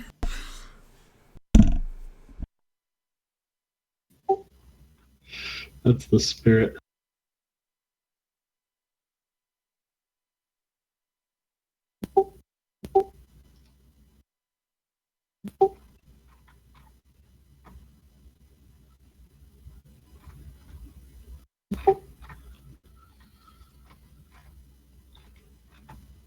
All right.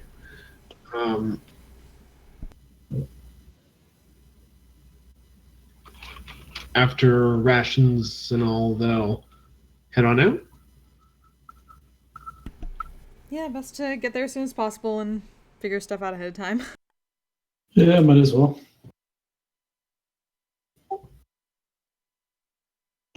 Sounds good. All right. So you can make it to Brian Shander without any trouble. Beric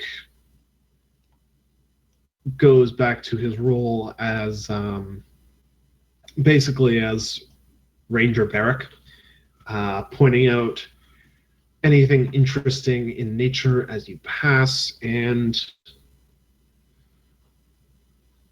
generally making sure that nobody gets into any trouble. You reach Brian Shander around midday and are let through the gates without too much of a problem. Without any problem. Brian Shander. So I think our first stop should be the leader of the town to explain the situation. Maybe not a bad idea. Maybe not. All right. So you make your way to the house of the speaker. That's a shame. You've been there a couple times before. You can find your way without too much difficulty.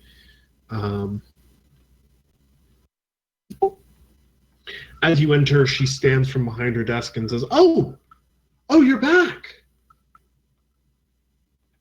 Oh, how did everything go? You're alive. So I assume that means good things?" Certainly better than expected. Though, we do have Is a few more faces now. And she'll gesture to the group that came with them. Oh, hello. Who are you all? Would Inks have been able to get any information about them, like where they came from? From where you found them, you can deduce that they were from the from East Haven, from the town that got. Ah. So Inks will just quickly say, survivors from East Haven. Oh, how terrible. Oh, we will find a place for you all. That will be no problem. For the time being, I think you should go and rest in the House of the Triad. They will find some beds for you and some hot food. Guard? The guard wanders in. Can you show these people to the House of the Triad? They're survivors from East Haven. They need a place to stay. The guard briefly salutes. Yes, Mom. And shepherds them out. As soon as they're gone, Inks will mention, speaking of the House of the Triad, we have one small hurdle to jump before we're at the end of this ordeal, but for the most part, things are much better than they were. She rests her head in her hands and rubs her eyes a little bit. Of course there is. What might this hurdle be exactly?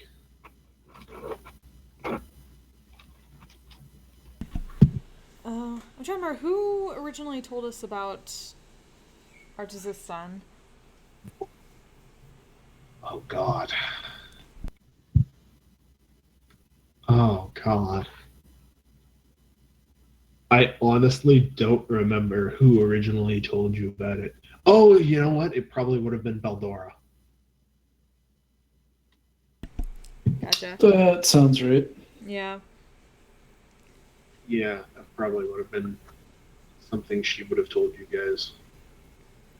So Inks is at least going to explain what they found out from the Frost Giants, like why they were there, and that, yeah, they were looking for this other person in the Triad, and basically explain their deal with Oral. And the situation with Karstag.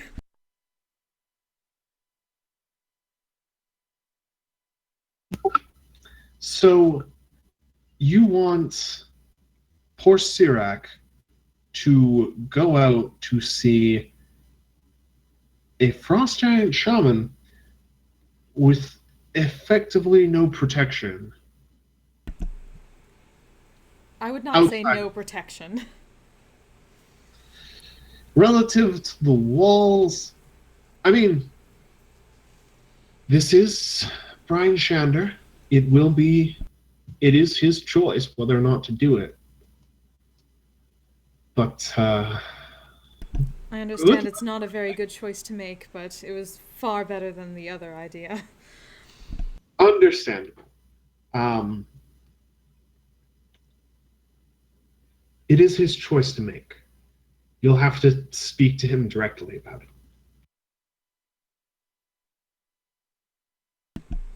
Understood. But I did want to make you aware. I appreciate it. But if we do this, the frost giants are gone?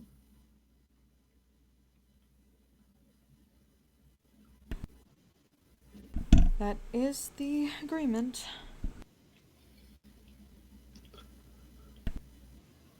And given what Karstag was like, you wouldn't have gotten the same agreement from him. Sure sounds like it.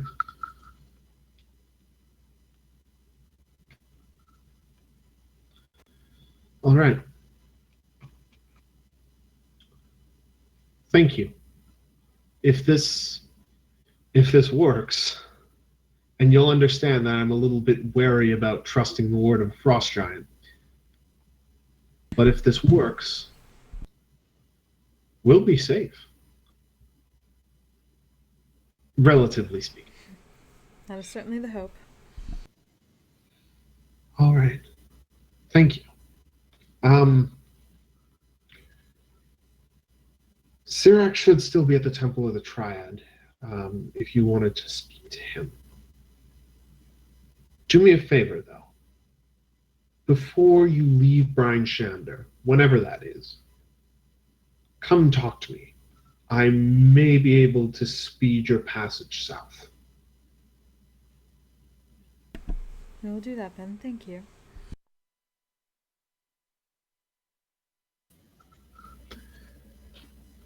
Godspeed, adventurers. And good luck with Sirac. He's a good man.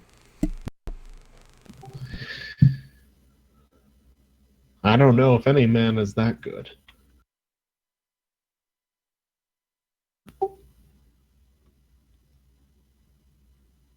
No, never that, but you never know. We'll see, I suppose.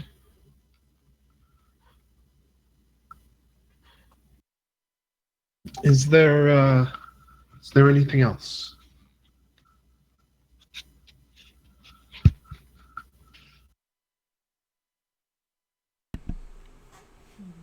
She'll take a glance around to the group in case she'd miss something.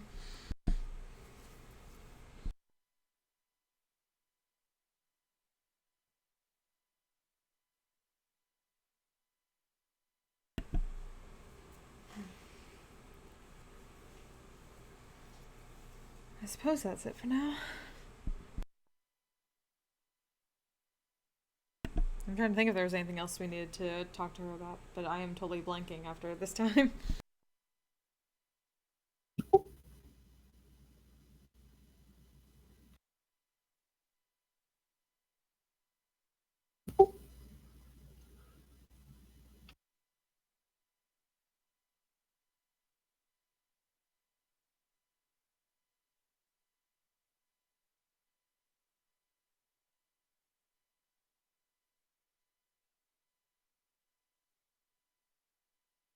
So, do we know where this guy is? The temple. Cool. Let's head over there. All right. So, streets of Brian Shander seem much the same as they've always been when you go through them.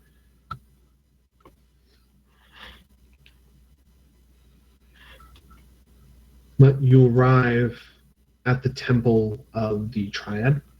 And as you enter, you notice you're just the person you're looking to see. Sirac happens to be sweeping in the temple. What are you all doing here? I didn't think you were coming back after you asked about my dad.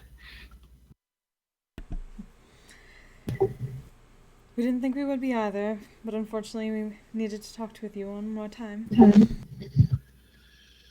Ooh, this ought to be good.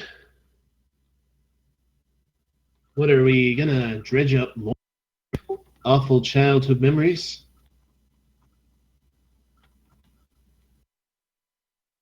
I certainly have no intention of doing that, at least not directly. What is it then? Let's get it over with.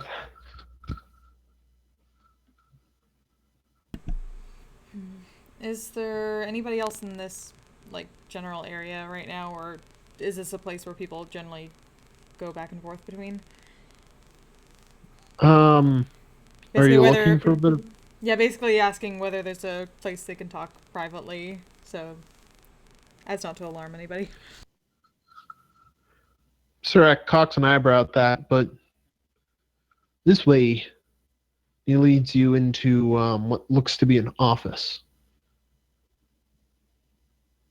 off to the side of the temple. What's so important?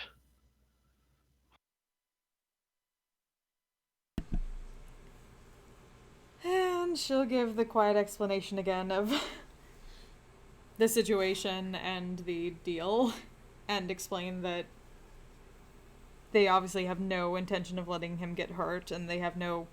The deal was to show, not harm, and then they'd leave, because they're not looking for him. Okay. I'll do it.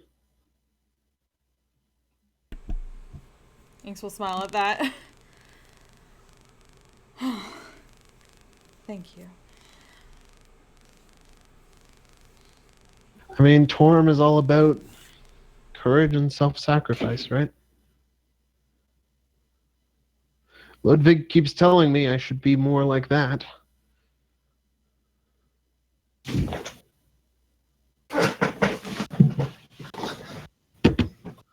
I'll do it. I'm very glad to hear that. Thank you, sir. And we will be sure to keep you safe. I have no intention of letting anyone get harmed in this. We've already dealt with that. So you tell me. Thank you. To give a nod at that.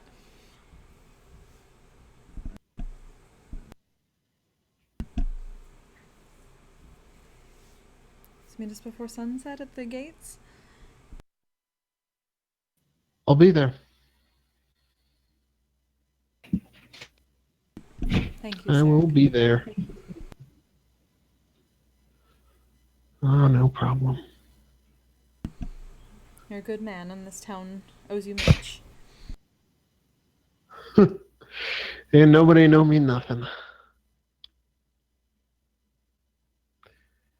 If you'll excuse me, ma'am, I have a floor to sweep.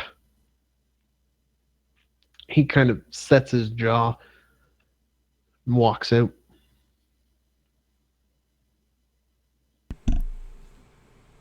And I would like to insight everything you just said.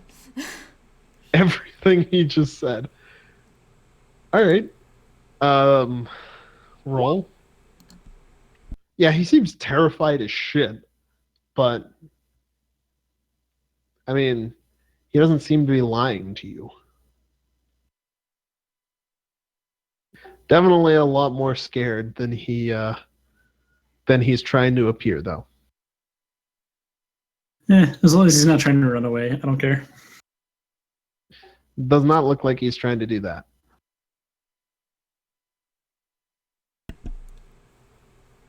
And I guess we prep to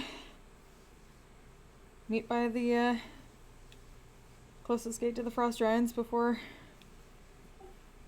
All right. Definitely before sunset. Just to... Yeah. The whole on-time thing. Yeah, you've got probably 2 or 3 hours still before sunset. So, plenty of time. You'd be probably meeting him at the east gate. As you're passing through the marketplace, Rich, you hear a psst sound from out of one of the alleyways. I look over towards it to see if I can see who it is. You see Beldora's head poking out from behind a building. She waves at you. Like, as a come here wave, not as a hello wave. Right. I will try to nonchalantly walk over that way like I meant to, and not that I was kind of suddenly motioned. All right.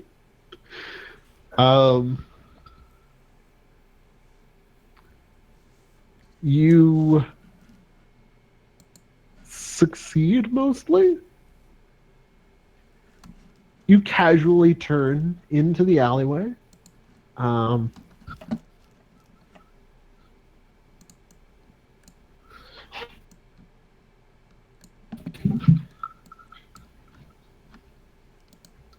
You find Beldora waiting there.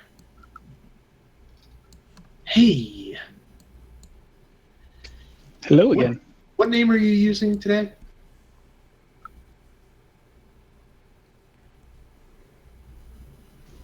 I don't know if I ever gave Beldora my name. What's your name? Dan Fielding. Sorry? Dan Fielding. Dan Faildu? Fielding. Dan Fielding. Okay. Do you have a list of these somewhere? Just Maybe. I knew it. Um, well, Dan Fielding. She rolls her eyes as she says it.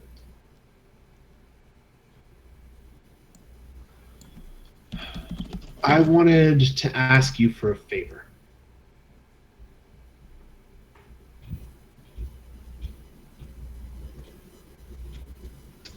Well, you're always free to ask.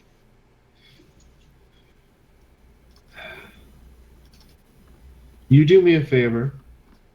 I'll do you one. Or I'll put you in touch with somebody who can help you out.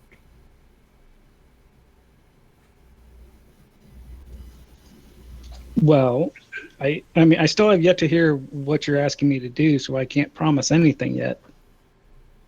There's a little mining town to the south of here.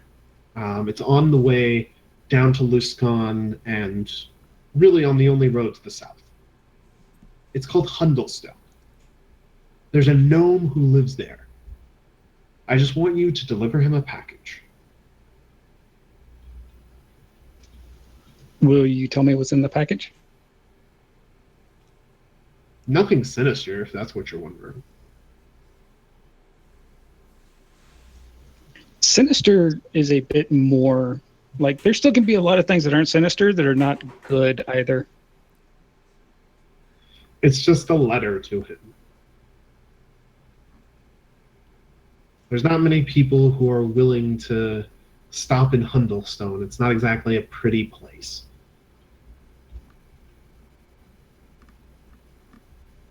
Not many people who are traveling south this time of year anyways. He likes to hear from me just to see if I'm still alive. How do you spell that? The town name? Yes. I'll spell it out in chat.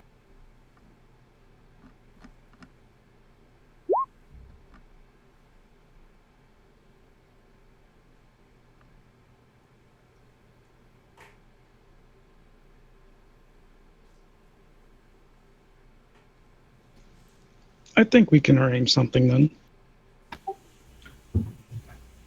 Thank you. Thank you, Dan Fielding. If you deliver him this letter, tell him it's from me. He'll point you towards a wizard that he knows.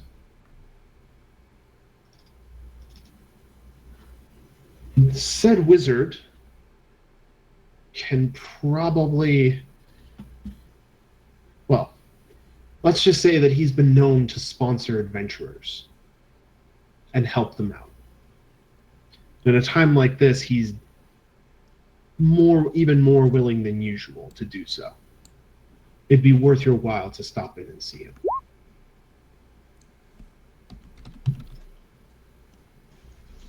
I'm curious if she's holding something back with that. What are you wondering about what she's holding back? Like, which part of this? Specifically the part about the wizard sponsoring. I mean, she definitely knows more than she's saying. What she's telling you is is true from how she sees it. Words are hard right now. I'm sorry. What she's telling you, she sees as true, but she is not telling you everything about this wizard. Not everything that she knows. Would you mind giving me some more details about this wizard friend of yours, or his, or y'all's? What are you looking to know? Well, like, a lot of wizards I've known haven't been the friendliest of people. So them wanting to sponsor someone usually means it's more like, I need you to get something for me, and so you're kind of a means to an end than a business proposition or than anything else. No, this wizard's name is Crowan. Crowan Valharrow, and I will spell that out for you momentarily as well.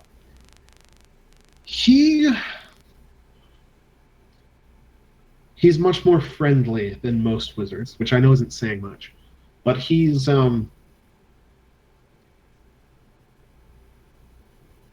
not big on evil or on tyrants, and giants fill both of those criteria. If you explain to him that you're working against the giants, he'll be more than happy to help you.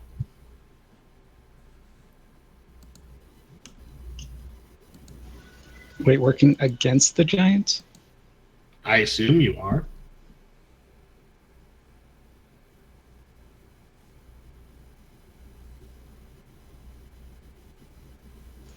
It's probably a good question I should figure out. Beldora cocks her head at that. Or was that out of character? Yeah, we'll go with it. For an information, for like a spy person, you give it a lot of information. Huh. All right. Well, introduce the people you're traveling with to him then.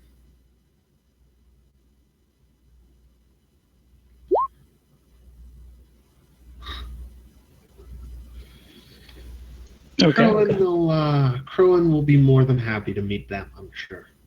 While you figure things out.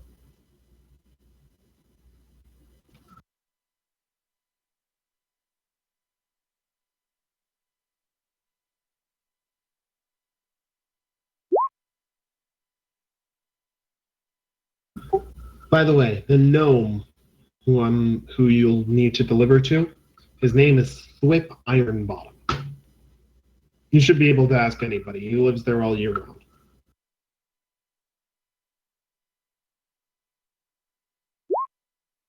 I'll add these to the list of characters at the end of session.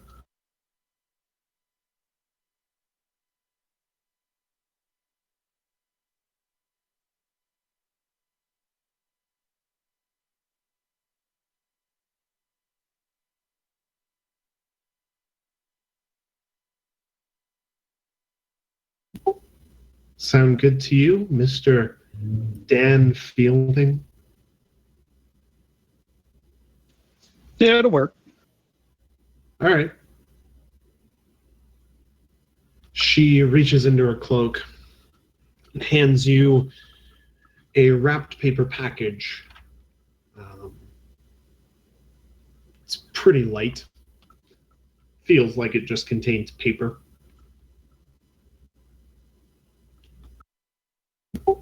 Take good care of it. Swift worries. I will be sure to. Thank you. See you around, I'm sure. And she smiles and wanders off into the alleyway.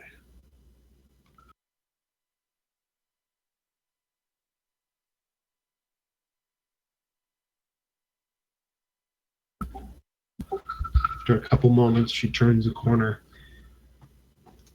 and she is nowhere to be seen.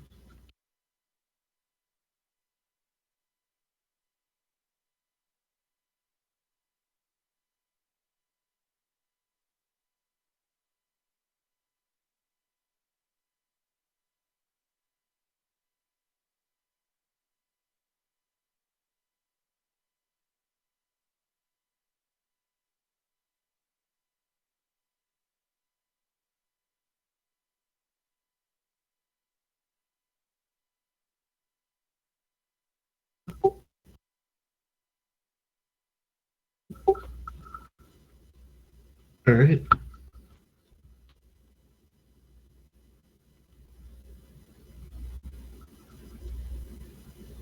What do?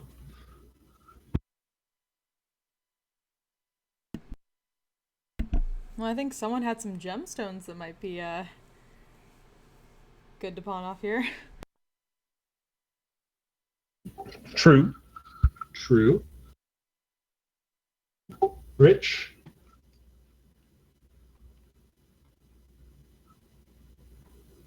Yes, and I can try to get a better deal by being all persuasive.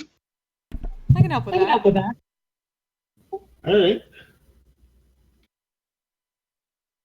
Roll them.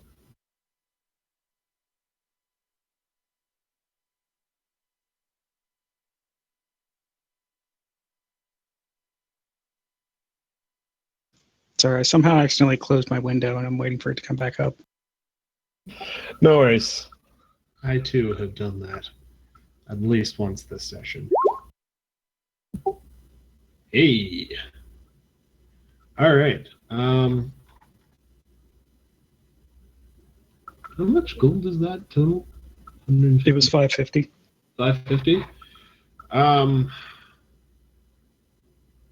Yeah, go ahead and take 10% on that. So take that to 605 gold.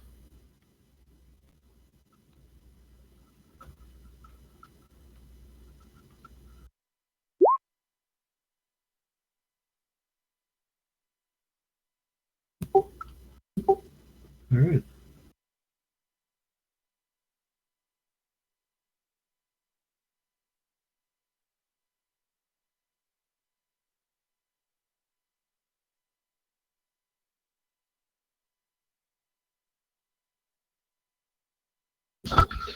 Alrighty.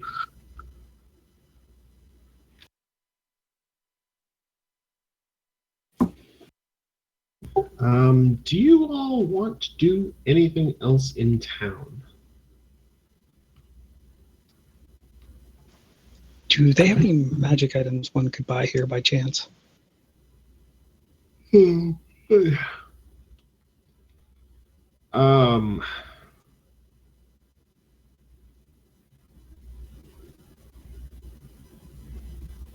would they? There would be. I mean, the dwarves would deliver in magic weapons that you could buy. Most other. Are you looking for anything specific? Next question on that list. No, a ring of protection would be pretty sweet.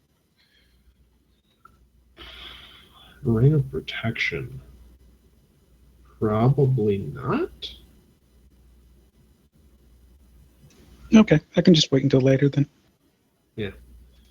I mean, you can probably find one in Waterdeep. Right, but I'm guessing we're not going to be there for a little bit yet. Yeah. You'll also, well, on your way back, you pass through, I think, at least two other major commercial cities. You pass through Neverwinter and you pass through Luskan.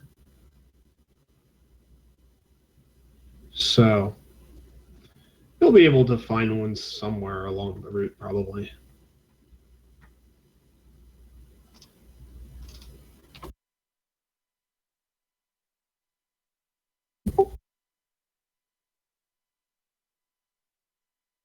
But for now, no. There are no rings of protection in Brinshander.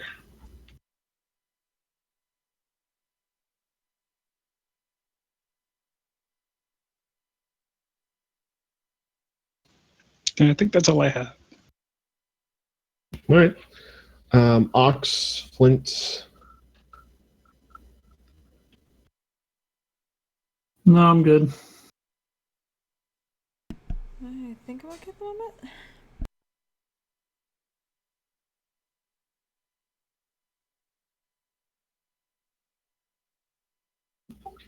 All right. And just wait for Oral then.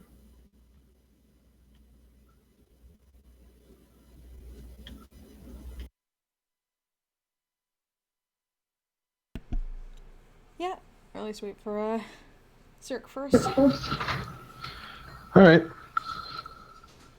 So Sirac shows up shows up at the east gate about an hour before sunset. He's nervous and a little bit twitchy, but he is there. Hinks will smile and wave at him. I'm glad you made it. I try. Let's just get it over with.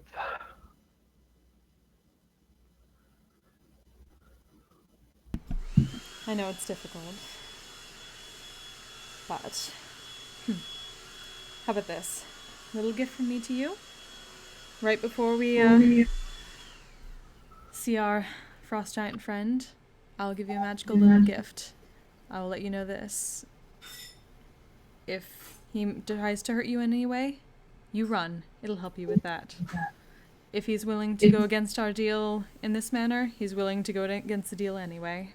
So I have no qualms not giving him what he wants. Understood? Okay. What is this magical little gift? Like I said, it'll let you go very fast. He tries to make a move, you run immediately. You'll get way further away from him than you think. All right. He looks skeptical, but all right.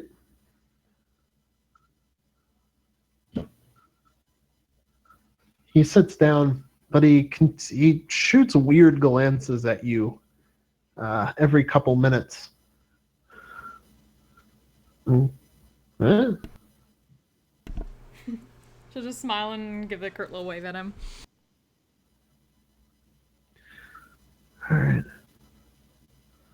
The city slowly gets quieter as the day goes on and the sun slowly sets. The guard changes just before sunset. Dubessa Shane, the speaker, comes out and has a brief little conversation with them just to warn them of what's coming. About half an hour before sunset, you start seeing Oral coming closer and closer. He stops about 200 feet or so from the walls. Shall we then? Hello! I have come, as per the deal. As have we, darling. Ah, hello, little ones. Is this him? He says, peering at Sirac. Is this the son of Artis Simber? That he is. And as per our agreement, no harm will come to him or the town? As she's saying this, she is subtly casting haste on Sirac. As long as he is in fact the son of Artis Simber. You can certainly check with your bloodstone. I will. He leans down and peers very closely at Sirac. There is much of Simber in your face.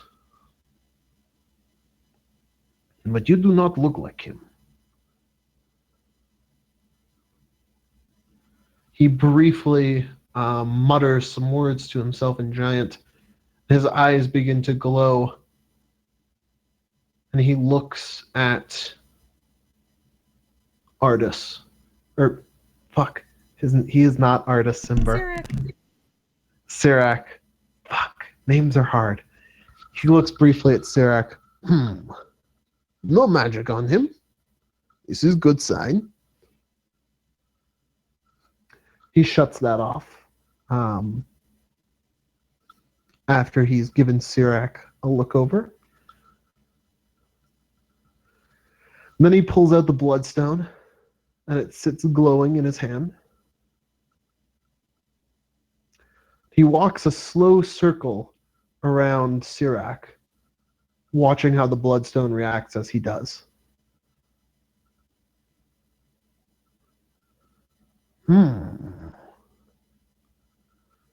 You are right.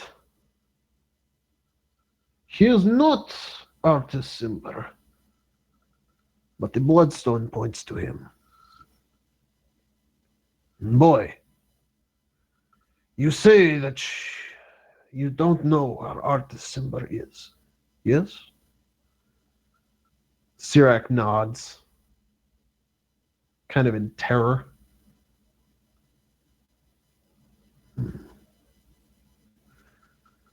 These people have given me their word. You have given yours. We will march south.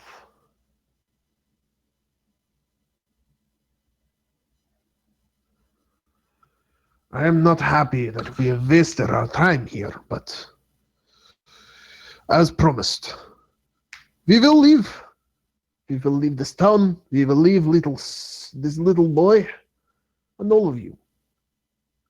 And as I promised you, I will tell this story to Frost Giant Skald. They will sing your story. It sounds wonderful. Thank you. It is no problem. It is only a promise. Now, I must go. It is long march south, and we will see where Bloodstone leads us, but we will see. Goodbye, little people. Goodbye, Oral. Good luck. And also with you. He turns, strides away. I'm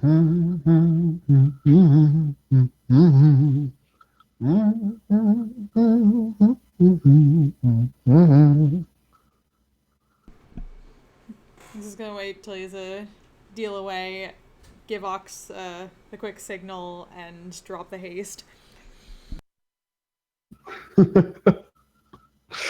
Sirac crumples a little bit, but doesn't completely fall over. Ox catches him before he does.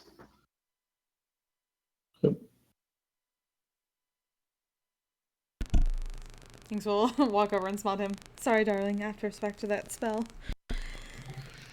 That's okay. I'm just glad there actually was a magical gift and that you weren't having me on or something. Oh, darling, I'm not terrible. I mean, I know that now. I'm glad. And again, thank you.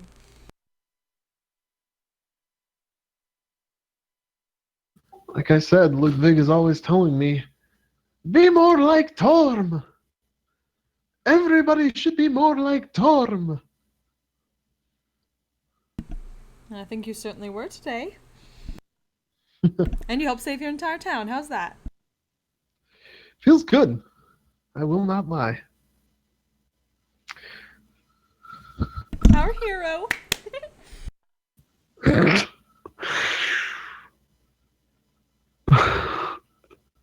Sirac just kind of ignores that.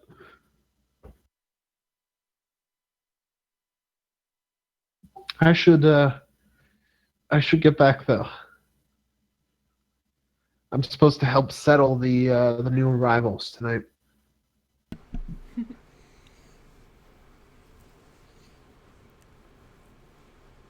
I'll let Hey, you do listen. that, but just so you know, you might be doing a bit of floor sweeping, but you're a much better man than your father, and I appreciate that. Thanks. Speaking of him, if you do end up going to look up the Roaring Horns in Waterdeep, and if he is in fact there, kick his ass for me. I have no doubt we may need to. I'm not very good at ass kicking, and she'll put out the floriness of her gown. But I'll try. I'm sure you'll manage it one way or another. Give him a wink at that. Have a good night, Sirik. You too.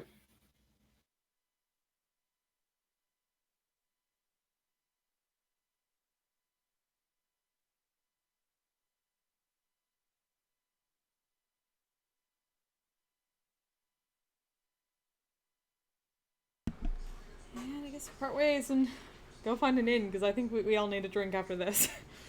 Well, actually, we do need to talk to Devessa. Well, it's sundown. That's true. So probably drink first, then after. Drink first, find her in the morning. Yep. Or in, the afternoon, whichever. Depends on the quantity of drinks. Yeah, that's fair. That is fair. All right.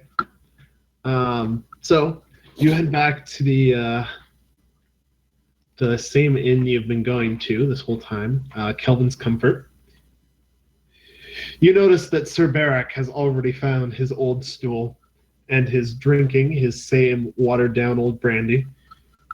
His armor is covered back up, and his the crest of Torm that he wears is no longer there, but it's definitely still him. But the bartender gives a nod at you as you come in. Hey! What's your poison? I believe I am in need of some wine, sir. And possibly a stage for tonight. Some what? Sorry? A stage for tonight. Ah, I remember you. We'll get you set up, no worries. Thank you, darling. What about the rest of you?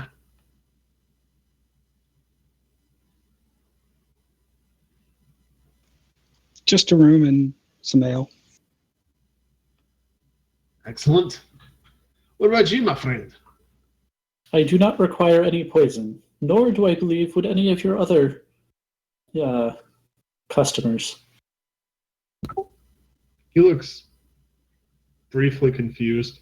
It's just an expression, my friend. Do you want anything to drink? I see. No. Ox will continue to look disapprovingly at him, though. The bartender looks weirded out that a metal man is looking disapprovingly at him. Okay. I will get you your ale and that glass of wine. In just a moment. He leans in closer to Rich. Could you get him to stop looking at me like that? It's kind of weird. I mean, I could try, but I make no promises. That's all I ask.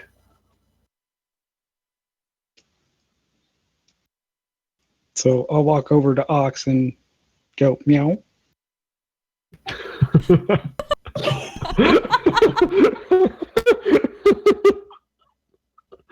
While you do this, the bartender has gone to get your drinks. So thankfully he misses you saying meow to Ox. You mean unfortunately? Ah, Rich. I did not know you were taking lessons from Adriel.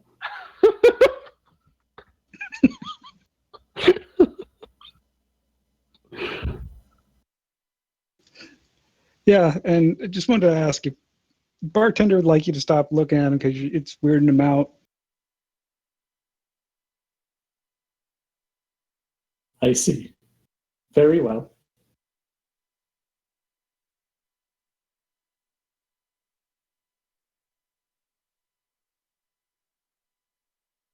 The bartender comes back out with 2 ales and a glass of wine.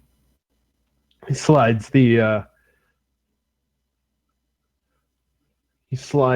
glass of wine to Inks and slides both ales to Rich and says, "Thank you for getting him to stop doing that. The other one is on the house. Appreciate it. Just for that. No problem. No problem."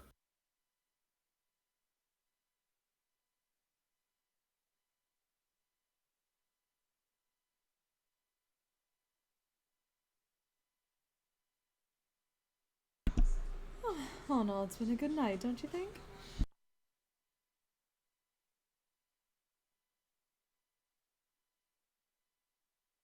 That's to Oxenrich mostly.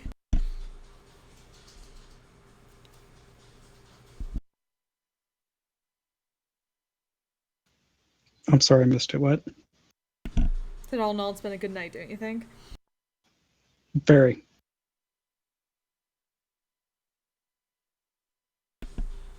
Grin at that.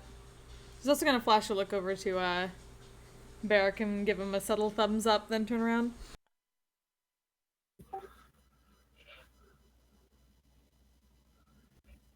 He gives a nod and a tip of a glass to you, but otherwise does not acknowledge it. Oh, those fuckers. Rude. Sorry, I think the people in the apartment below me have started smoking weed in their apartment again. Oh, damn it. Yeah, I had to Yeah, deal with that and- going down the stairs at Katsukon. Yeah. Do they not know about the whole toilet paper tube and laundry detergent trick? I'm sorry, the whole what now? You need to tell them to make a sploof. The fuck's a sploof? It's a so you finish off like a paper towel roll and you've got like the cardboard tube, right? Uh-huh. So you stuff it full of sheets of Dryer things. dryer sheets, yeah. So then after you take a hit, you breathe into that and it filters the smoke. And then everything just smells like dryer sheet. Right. Huh. So while subtle it is not, it is still smells way better than stale weed. Yeah. I mean, between that and properly putting towels underneath your doors so the smoke doesn't get out, you can actually cut off a lot of the smell. Huh. Okay. Duly noted. Maybe I'll tell them to do that. You should also tell them to share. Yeah. I mean, It's a totally tax. fair. I mean, I figured that was the real asshole moment that you were complaining about. Nah. I figured my not knowing what a sploof was would give it away. I don't smoke. I just thought it would have been an Archer reference, but no, that's sploosh, sorry. You don't have to partake to know how to fucking deal with shit. That is a lesson that I am learning more and more over the last couple of weeks. Like, the best reason to just learn random shit is so you can be the best MacGyver you can be when the time comes. I feel like I need the phrase be the best MacGyver you can be somewhere on my wall. I feel like that's also something that smoking will prepare you for.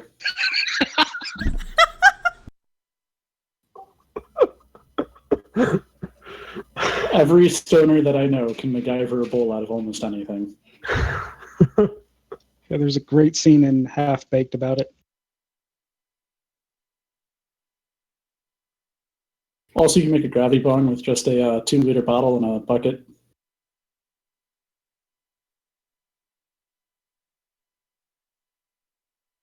Yeah, I can see that. Same. It's fun.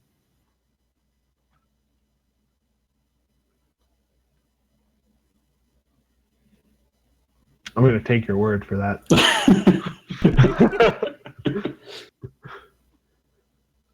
Nah.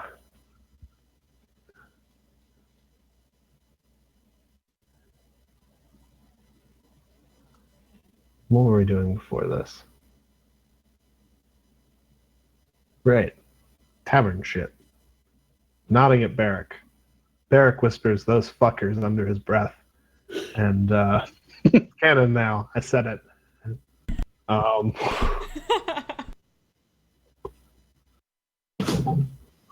Take that goes fanfic. back to drinking his watered down brandy.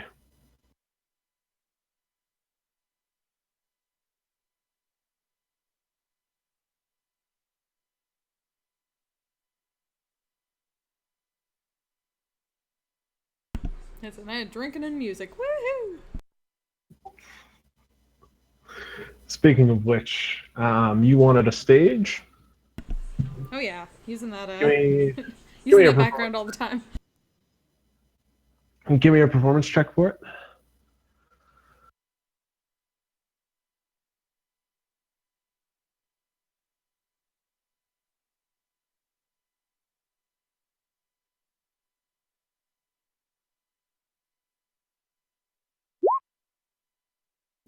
Damn.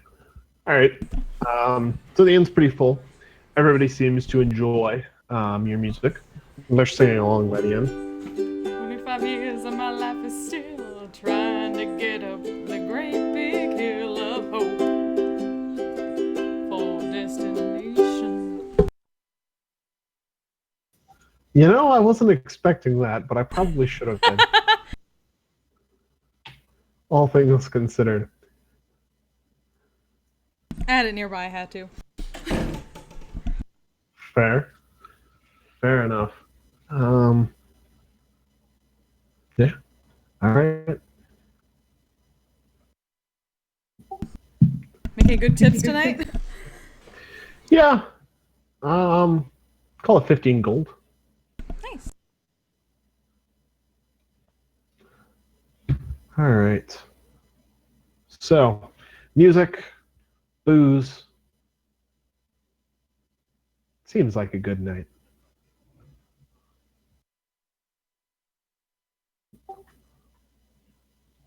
Does anybody else want to try their hand on the stage?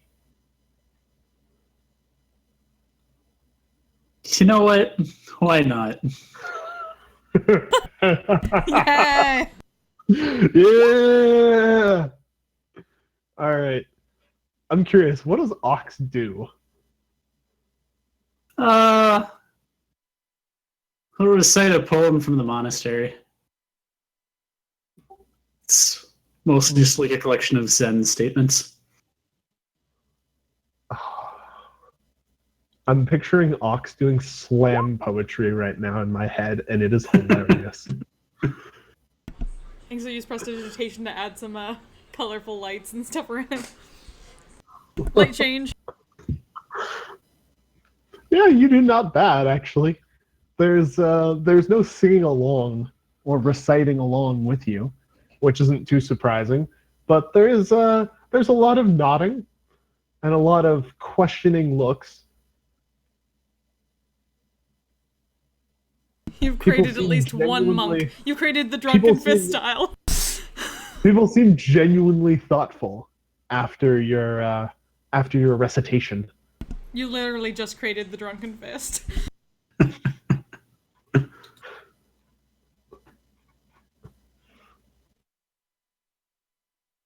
Rich, come on, you got to do it now. Peer pressure. One of us. One of us. All right.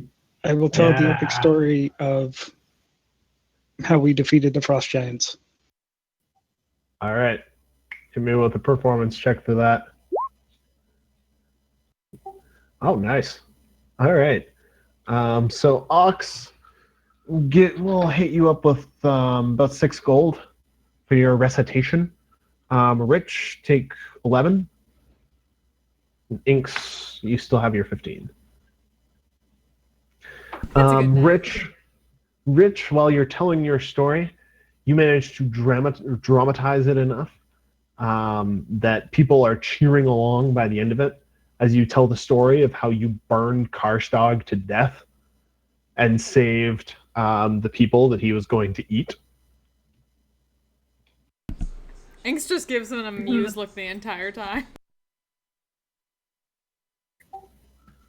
But yeah, they're all cheering and they seem pretty happy with you, as evidenced by the coins that mount up for you.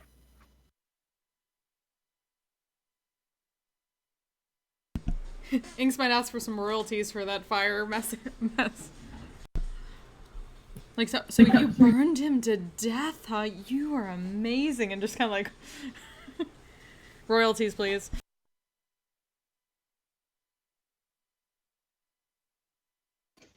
And I'll just nod and smile. Uh-huh.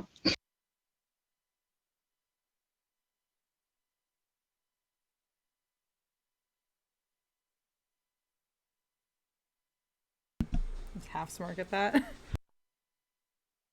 She may or may not be plotting. Oh god. The PvP is starting so early. I mean, I did I take said a may couple or may hits to my not. face for that. That's true. You did take a great axe to the face for the cause. That's fair.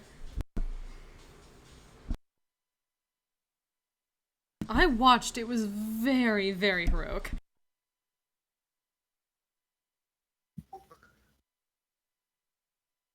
Barrack chimes in, but one knows Rich doesn't do anything that isn't heroic. Am I right?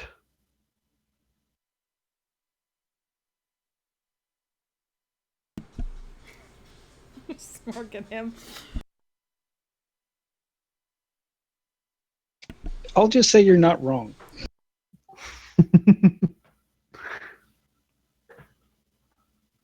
Barrack will give a wink and go back to his brandy.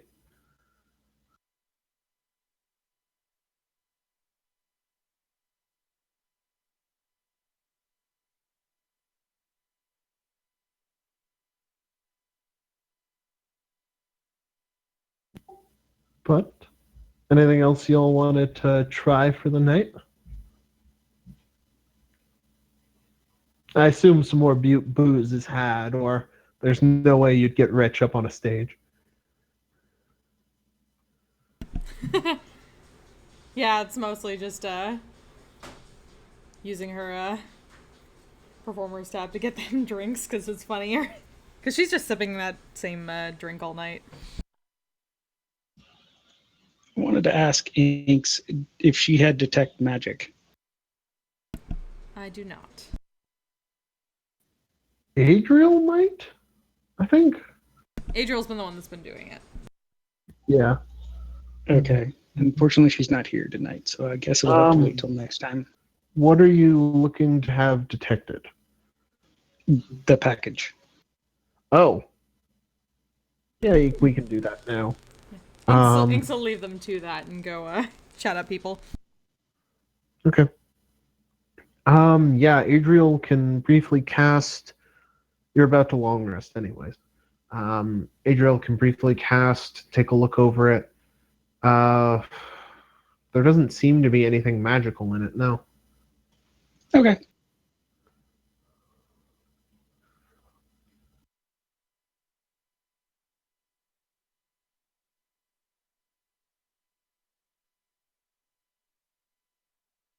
Let's go ahead. Do you tell the rest of the party about this? I was going to when it was convenient, and I just figured we'd get on the road and I'd do it. Then we'd all be together. Well, I assume Adriel probably would have asked the moment you showed up with a sudden package and like, is this magical? Like, hey, can you check this out for me?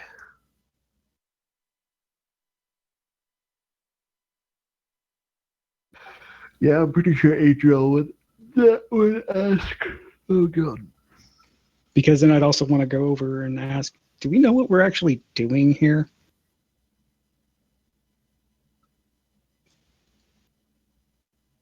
I am not sure what you mean. By the whole, like, are we trying to help the giants, or trying to hurt the giants, or is that all kind of just secondary to making sure they don't break more shit? Right now, it's kind of just make sure they don't break more shit. Yeah, pretty much. Whether that involves helping them out in some ways, Your or it's basically looking out for. your exact mission for what Lord Naboon sent you here for was basically just get the Frost Giants away from Brian Shander. He was non-specific as to how or where they went. Right, which is why I was kind of not really forthcoming with a yes or no. Okay. Sometimes we can talk to them. Sometimes we just have to kick their ass. It's just whatever works for what Yeah. needs done. I guess in that sense, you're not necessarily working against the Giants so much as you are for the towns that they're attempting to fuck up. Right, but it's still more of a. I'm just kind of curious where everybody else is on the thought process on how we really want to try to approach each situation. Hmm. Or if we're all just going to kind of roll with it and see how it goes. Lynx has already mentioned she's a lover, not a fighter, so if we can get away with befriending them and getting them to stop shit, hey, that's more allies for us. That's more favors we potentially have in the future, so. If not, then we gotta do it the other way.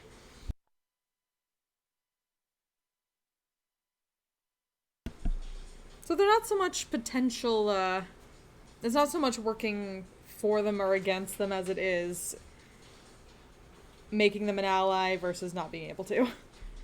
Getting favors from them versus not.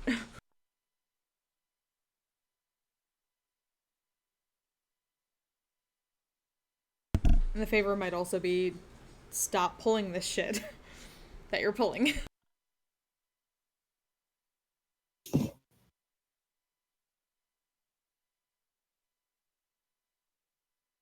And then we get paid.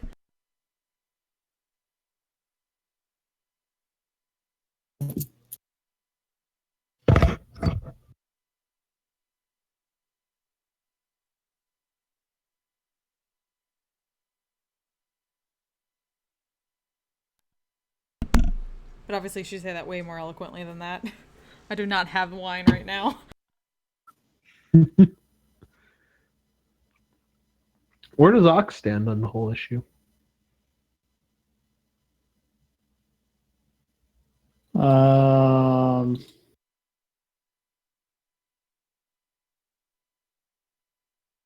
Ox is pretty easygoing.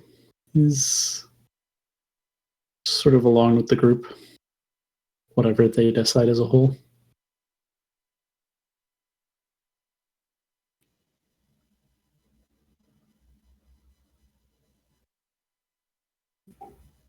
All right.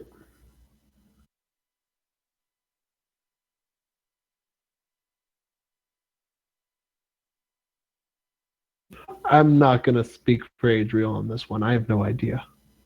So you'll have to ask next session.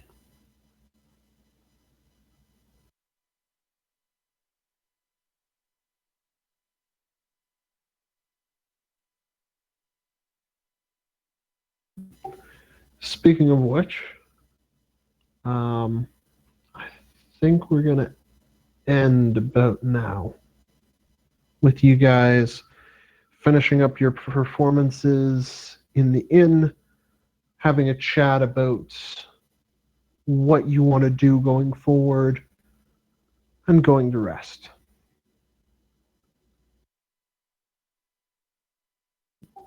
So, end of session for the day, for this week. Good times.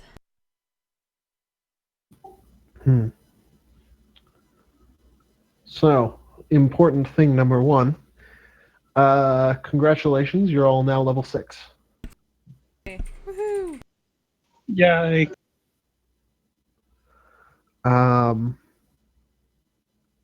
So that's a thing. I'm gonna send a message to Adriel or to Jeff telling him what he missed.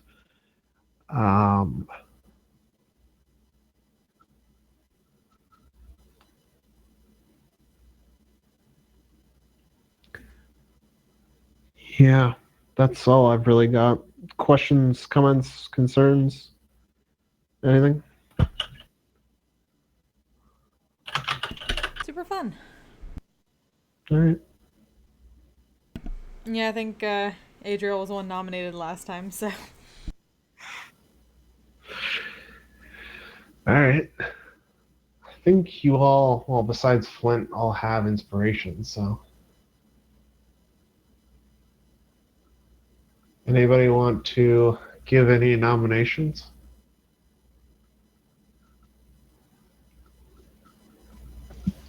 Everyone did a pretty good job tonight. I agree. Let's give everybody inspiration. Why the hell not? Yay! Yay!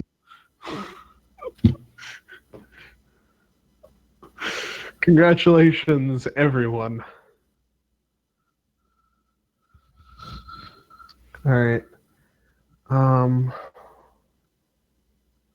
Yeah, that's all I've got. We're gonna be, well,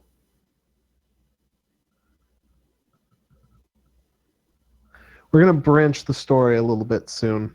You guys are actually gonna get the fucking choice of where you want to go. So, make ready. Fun. Cool. Nice.